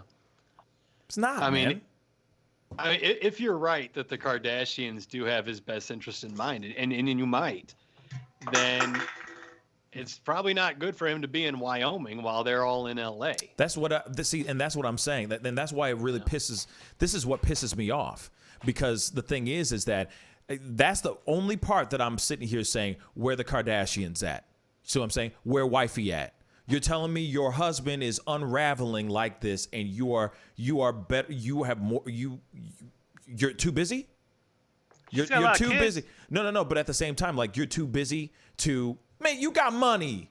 You got monies. You're a billionaire. You can get into a car or get into your private helicopter or jet and fly your ass over there, and it'd be a done deal. You know what I'm saying? You got au pairs and nannies. Like they so rich they named their nannies au pairs. Let's be real. You know what I'm saying? They could call somebody on the jump and have somebody watch their kids if it was really about a kid thing. If she's really that concerned, she should be up there, up in his face, trying to tell him, babe, we need to get you in. You need to talk to somebody. That's the only reason why everybody right now is sitting there going, the Kardashians don't care about Kanye. Because they don't see anybody physically doing something about it. That's why. They're just kind of sitting in the back in a way. And that's what people are getting upset about. Because they're saying, oh, she's doing everything from LA. What the hell? This is your husband. This is your king. You should be over there. You know what I'm saying? That's just me. You know what I'm saying? I understand that she's trying to do everything she can from where she is, but I'm telling you, no money on this planet, no deals, no business deals, no appearances could ever get in the way of the person that I love and their mental health. I drop everything, and get my ass to the place where I need to be to take care of the person that I love. So I can see why people are feeling some type of way and saying things about the Kardashians, because we don't see them doing anything yet. They're just letting him talk crazy on Twitter and bash even her on Twitter. You know what I mean? When she should be going, oh, well, I'm getting on the next plane and I'm going to Wyoming and we're going to fix this problem. That's it. Yeah, it's your husband. Go ahead, Tom. Yeah, I don't know. I mean, I was reading that Kim, and obviously so, wasn't very thrilled about Kanye talking about how they had discussed aborting their child. I guess she wasn't really on board with them airing that laundry in public. So I imagine she's probably very angry at Kanye right now. Yeah. Reasonably so. But he was making a point. I understood what he was trying to say. At the end of it, he was just like, we had a conversation, but we decided to keep her, and we're so lucky because of blah, blah, blah. You know? Right. But he did not clear sharing that information with the public. That's with Kim true. Kardashian. You got a point. You definitely got a point. So she has every reason to be very angry with him. And that's something that now that child, when that child grows up, is going to know that it was nearly aborted, which I don't know what's going to do for the psychology of that child. Obviously, that child's going to be coming from a disadvantage, having a unstable parent already, is already going to be subject to having mental problems. And now Kanye's put it out in the world that they almost aborted that child. I'm sure that's going to be something that kid will have to talk about with his or her therapist. But at the same time, if you like, I understand what you're saying, and it is going to be, that is quite an interesting story, because he did say the same thing. He said, my dad tried to abort me too. Mm-hmm. There would not be a Kanye West right now. And that's why he was leaning so hard on on pro-life, and why he has decided to be pro-life. Now, he was saying that this would have been the biggest mistake of my life, aborting North. Then there wouldn't have been one of the best gifts and one of the greatest experiences, one of the best, wonderful experiences of my life as being a father. You know, I wouldn't have been able to experience that. So I understood what he was trying to say. And I don't think if they talk to their child, I think that North would understand. You see what I'm saying? Because still, no matter what, she's still on this planet. She's still alive. But I can see what you're saying. But I don't think it's gonna. I mean, this is me though. I don't think it would mess her up as much. I think it would make her realize that, maybe make her realize that life is precious. And that choice was a very precious choice. And that's why she's on this planet. See what I'm saying? And then maybe make her lean more towards pro-life too. You see what I'm saying? Like, it's just like this is an ongoing thing. Now, there's no right answer to it. It could mess her up. You never know. She might be like, oh my God, that might really mess her up when she sees something like that. But I think he was just trying to be honest and be real with people and saying, hey, we had a choice. And we chose to go this way, and it was one of the best choices we could have ever had. Apparently that made Kim very angry, though. Obviously. Did not like that he shared that information without clearing it with her. So yeah. I mean, I could see where she'd be pretty angry with him right now. Yeah. No. Absolutely. I mean, I agree with that. There's no reason he should have aired that dirty laundry out there like that. He shouldn't have at all. At all. I'm not condoning what he did. That whole situation is it was a cluster of just, it was crazy, but, still, no matter what, she's got to push some of her emotions to the side for a second, my personal opinion, and get him right. But that's what I think. Is Kanye running away from the Kardashians? Is that why he's in Wyoming? I mean, how often? I mean, he's the one in Wyoming. He's the one in the middle of nowhere. Facts. I mean, is that he where he's running away building from that big thing though? Yeah, he is. But is his building that thing just his way of saying like, I want to be on my own? I've got this project I'm working on. Don't bother me. I want to get away. I mean, it could be it's all just a big cover so he can get away from them and go be, well, you know, who he thinks he is. That's a good point. That could be his way of getting away. It's interesting. So, A source close to the family told Us Weekly that Kim feels helpless at this point, and she's tried so hard to help him, but now Kim and her family feel as though he's really crossed a line by talking negatively about them publicly and sharing private family matters with the public. So the people that are on a show called Keeping Up with the Kardashians are upset about their information being shared with the public. Word. It's like, I mean, and then also, I think their private lives don't have any expectation of privacy. And here it is also too, like, obviously I can't say, I can't sit here and say that I know what their relationship, like the relationship between Kanye and the Kardashians and Kanye and Kim, but for her to sit there and say, oh, she's done everything she could, I don't know. Have you? He's in Wyoming and you're in LA. I get you're running your business, but this man's clearly falling apart. So you're telling me that you've done everything you could. You sure about that? And see, that's the thing. Like, it would make me go, it's a moment where I go, I don't fully believe her. Here it is. The rest of the Kardashians, it's not their responsibility to handle him or to take care of him. That's Kim's responsibility. That's what she did when she vowed to take care of, to be there for him in sickness and in health. And he's right now in sickness. She needs to be there for him. The fact that she is in LA and he is in Wyoming says something. Not only just like him trying to get away, as Tom said, which is very true, but she should be playing full court press on his ass, saying, hey, I'm not going to let you fall apart. You are not running away from me. We are going to fix this. If they really do believe that their marriage should be forever. Or she might get very, as we talked about before the show started, she might get very bored or very annoyed that she can't keep him in line. And she'll probably maybe want to file for a divorce. What do you guys think? What if, I was thinking along the TV lines, because they are on TV. What if this is a pre-setup for the next season of the reality show that has Kanye in it? With the Kardashians. You want to know something funny? I've seen an episode or two where Kanye is kind of trickled in there, but he ain't about that. He ain't about that life.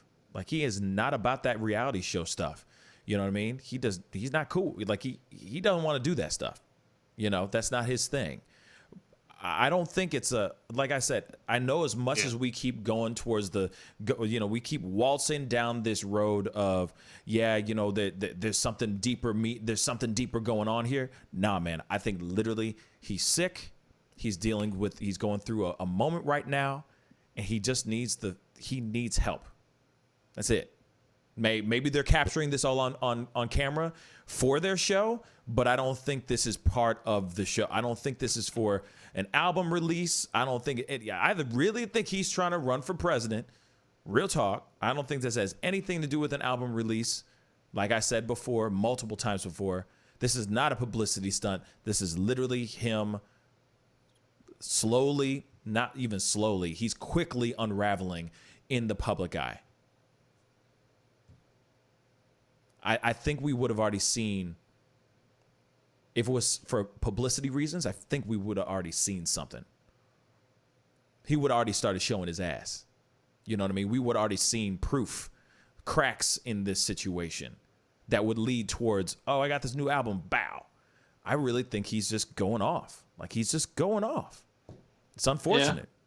Well, bipolar can be triggered by stressful life events. I mean, if he has an upcoming album that he's worried about how it's going to be received, true. You have the COVID shutdown. You got what appears to be an increasingly rocky relationship between him and Kim Kardashian and her family. Mm-hmm. I mean, the screws are getting tightened on him, and he has a mental disorder, and it's getting triggered right now, obviously. Yeah. So I think both things can be true, that he has an upcoming album coming up and that he is trying to promote it. And at the same time, he's also having a mental collapse. Then also on top of that, let's not forget about the situation with Gap. Apparently he was saying that he was trying to go back on the deal with Gap. And there's been some tension in regards to his deal with Gap. So that's the thing. If it really was all about publicity stunts, he wouldn't be trying to mess up his own bags, man. He wouldn't be doing that. Yeah. You see what I'm saying? He'd be doing everything in his power to make it sound good, make everything dope, so that even Gap's shares dropped when he did that whole thing, that whole campaign in South Carolina. You know what I'm saying? Like, yeah, bruh, come on. You know what I mean? This ain't no publicity stunt. This is him being off. And you're right. This could be straight up just stress, as Tom just said. This could be triggered from all kinds of things. Or maybe it's the anniversary. Maybe this album that's supposed to be coming out is maybe on the anniversary of his mother's death. Maybe I don't know. You know what I'm saying? Like there's a lot of things that come into play when you're considering everything. I mean, I'm not a psychiatrist. I can't break him down psychologically. All I know is that this is not a stunt. Why would you say, real talk, if you're trying to secure the bags and you're trying to keep that relationship tight with the wifey and the wifey's fam, you would not sit there and say, my life is the real Get Out, or Get Out was based on my life. Bruh, you don't say that. You just don't. You just don't. You don't drop napalm on your entire life if you're trying to sell an album. I'm sorry, you just don't. You just don't. Not all your life. Even the person that you love more than anything in the world, that brought your children into the world, you're dropping napalm on that for an album? Bruh, come on. Come on, that ain't it. He's literally mentally unraveling for sure. You know? I just can't. Burn bridges. Yeah. Yeah, I burning. just can't think. Go ahead, Tom. Yeah, I just can't think. This whole Wyoming thing and the whole religious thing. I mean, I'm not doubting the fact that he's not I'm not doubting that he's a religious man or anything like that. But there's part of me that the more I think about it, the more I think that him building out in Wyoming is his way of saying, I just want to get away from everybody, go to this place, not take my meds, and feel the way I felt before I was medicated and treated for this. I think there are a lot of people with bipolar disorder that don't like the way the medication feels. Exactly. And I think he realized that he had the means and ways to build a safe space for himself where he wouldn't have to do his treatment. I think he's just out there in Wyoming off his meds, losing his mind, because I think that's why he built that Wyoming compound to begin with, is his safe space from people's expectations of him, people's desire for him to stay mentally healthy. Yeah. I don't like the term compound mixed with somebody with mental health issues. Word. Because, especially with a religious leader. Yeah, David Koresh. Very, very quickly goes cultish. Yes. If there's a following there. Waco, Texas, a little bit. No, I don't like the combination of words. No, but I mean, what's funny is that you got a point. I mean, he would do those Sunday worship sessions with his choir. I mean, they making some amazing music. But I mean, yeah, I mean, in a way, it's, of course, he's been on a very heavy religious tip lately. He's slowly, like, yeah, I could see what you're saying. I mean, he's literally building little homes and stuff. Like, I don't know. Maybe he really does think that he's Jesus. You know what I'm saying? You never know. Wow. That'd be He said he's God's wild. greatest creation. We all are. So I agree. He said he is. I know. I'm just playing. I was trying to spin it, man. I'm trying to help Yeezy out, man. No, I'm just playing. But yeah, that is something else. That is something else. You know, he's definitely on a God tip. And like he says a lot, like, oh, God spoke to me, and I felt like he sent me a sign. He spoke to me. But that's the thing. These are kind of signs towards something of where he's mentally unstable. And it could be something more than just being bipolar. Other things could have developed in his brain and in his mind. Schizophrenia. I mean, there's so many other things that you can be. There's a lot of things you can play and put in consideration in regards to where he is mentally. You know,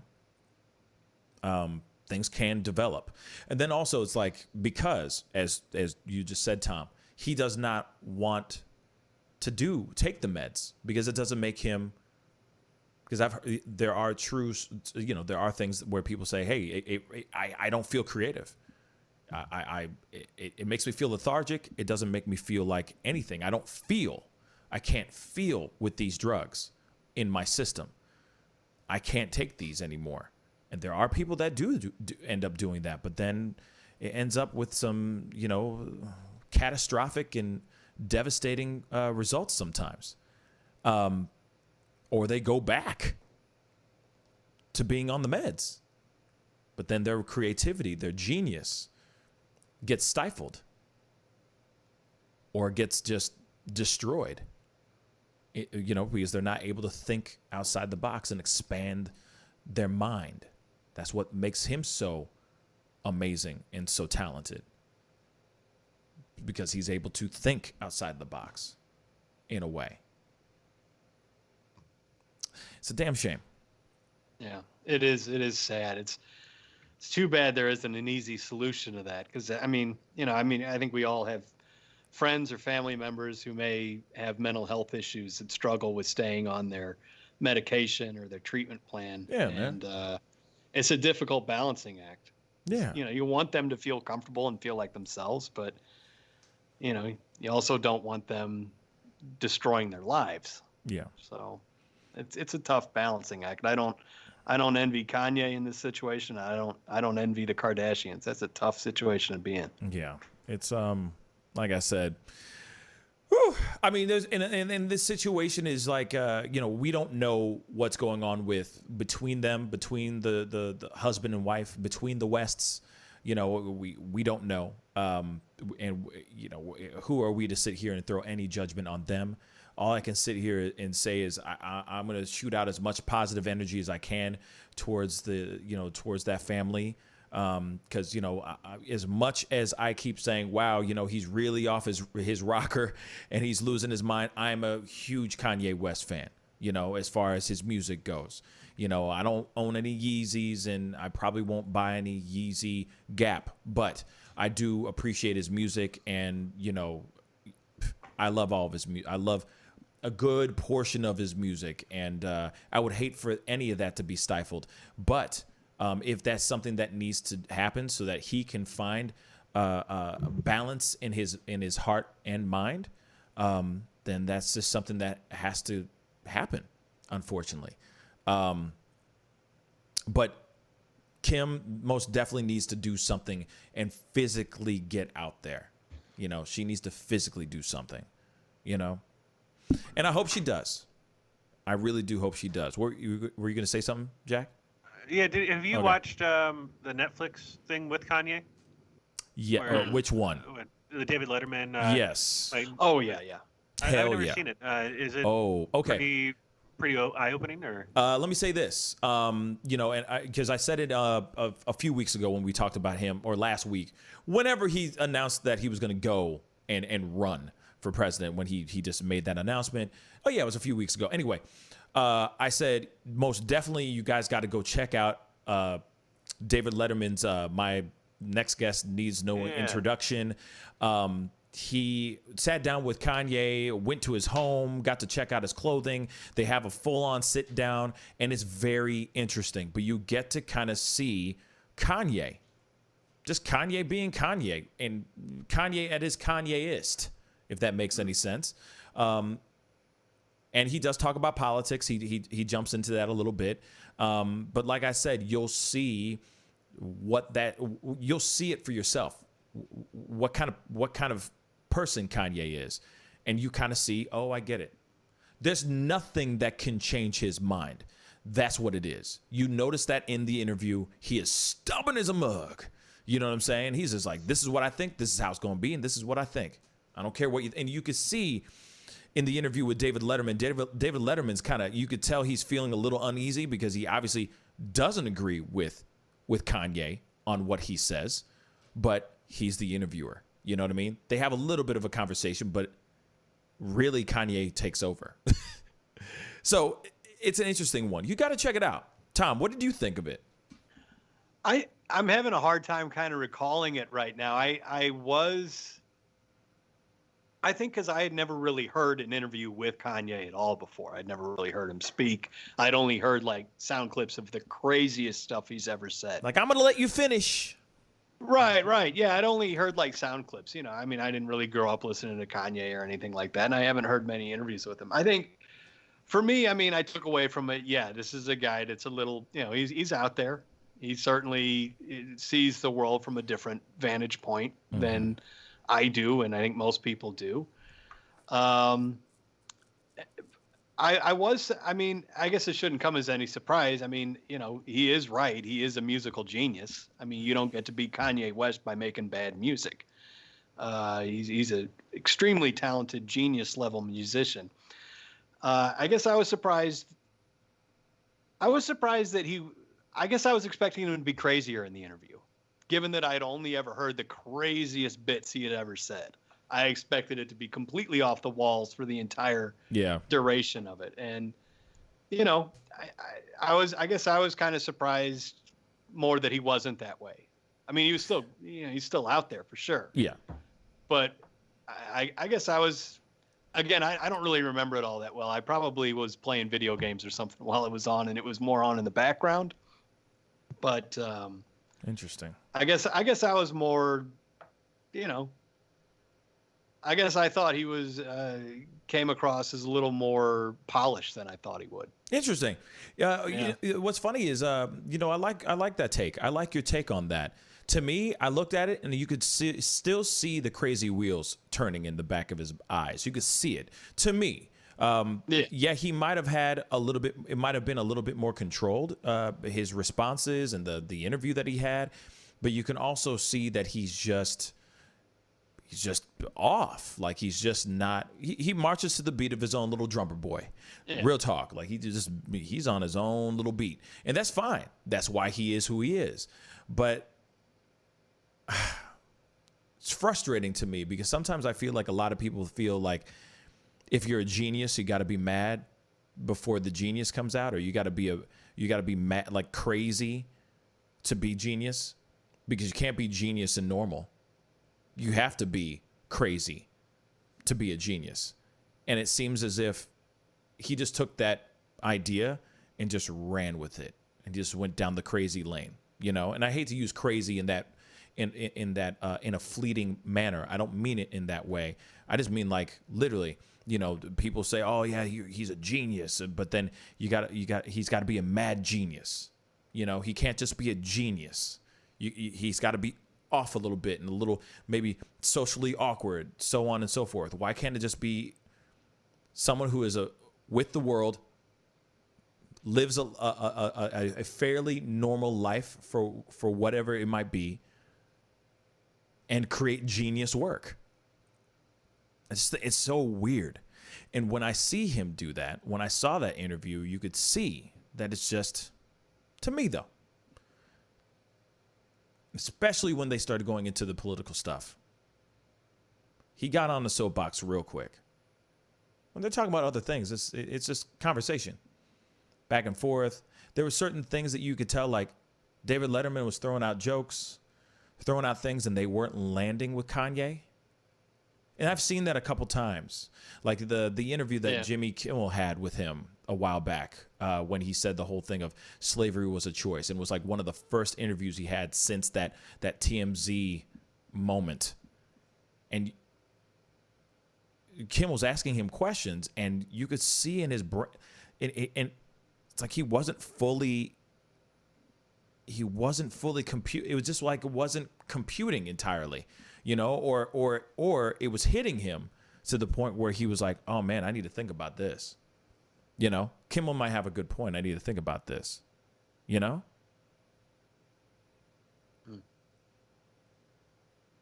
Yeah, it's a weird thing with, you know, artistic types and mental illness. I mean, I think most great art, whether it be music, literature, movies, whatever, painting, it makes you look at the everyday life from a different perspective. So the artist has to look at the world from a different perspective. And oftentimes that's either they see the world from a different perspective through mental illness or through drug use, or maybe they're just a perfectly normal person with a different way of looking at the everyday life. But, you know, I don't, you know, it's such a tough situation. I don't envy Kanye, and I certainly don't envy the Kardashians. Yeah, because there's nothing genius about the Kardashians except they're just really good at business. Let's just be straight funky on that, you know.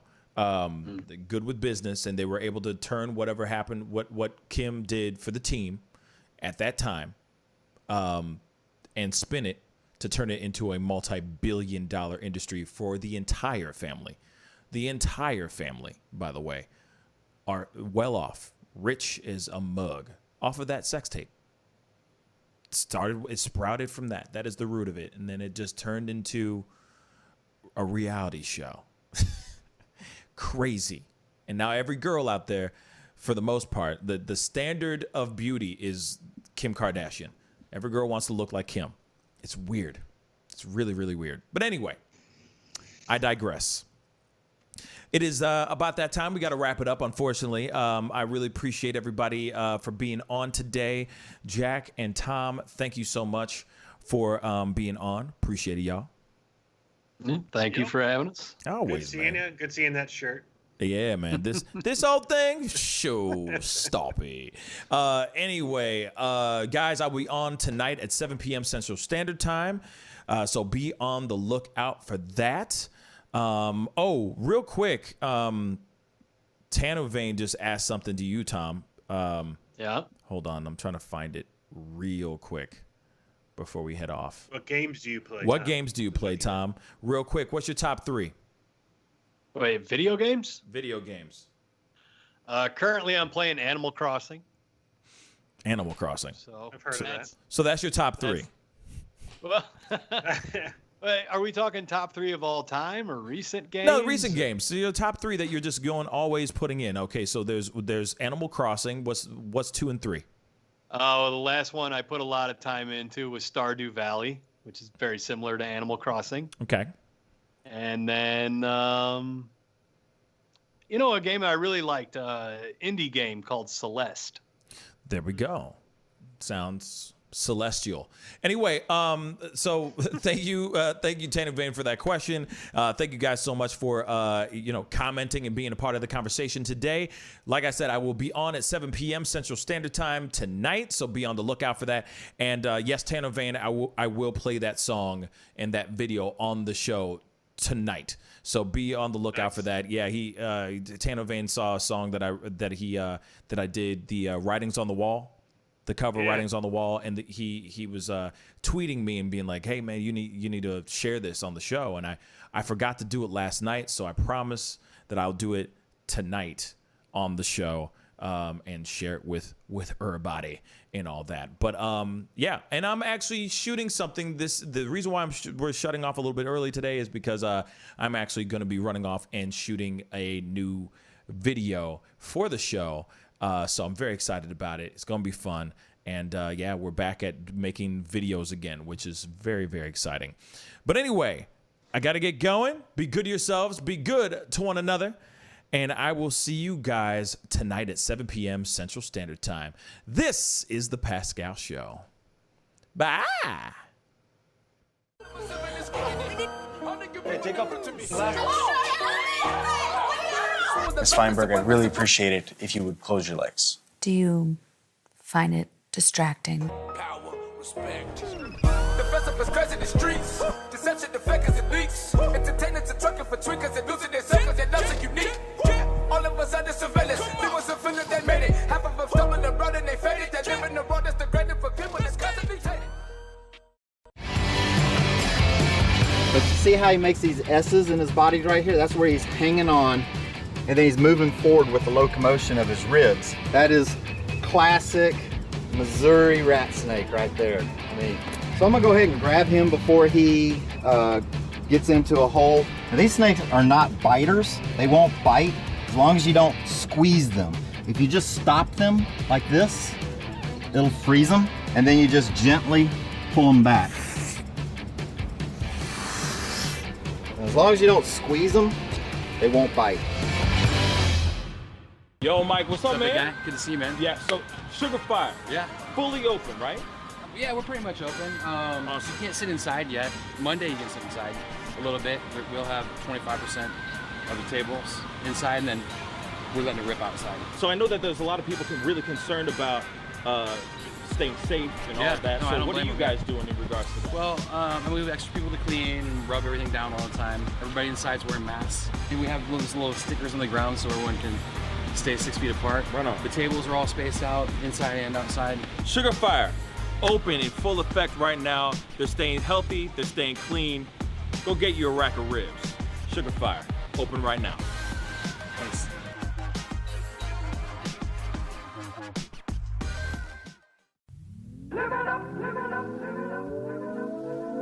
The Fur and Leather Center, providing the highest of fur and leather goods.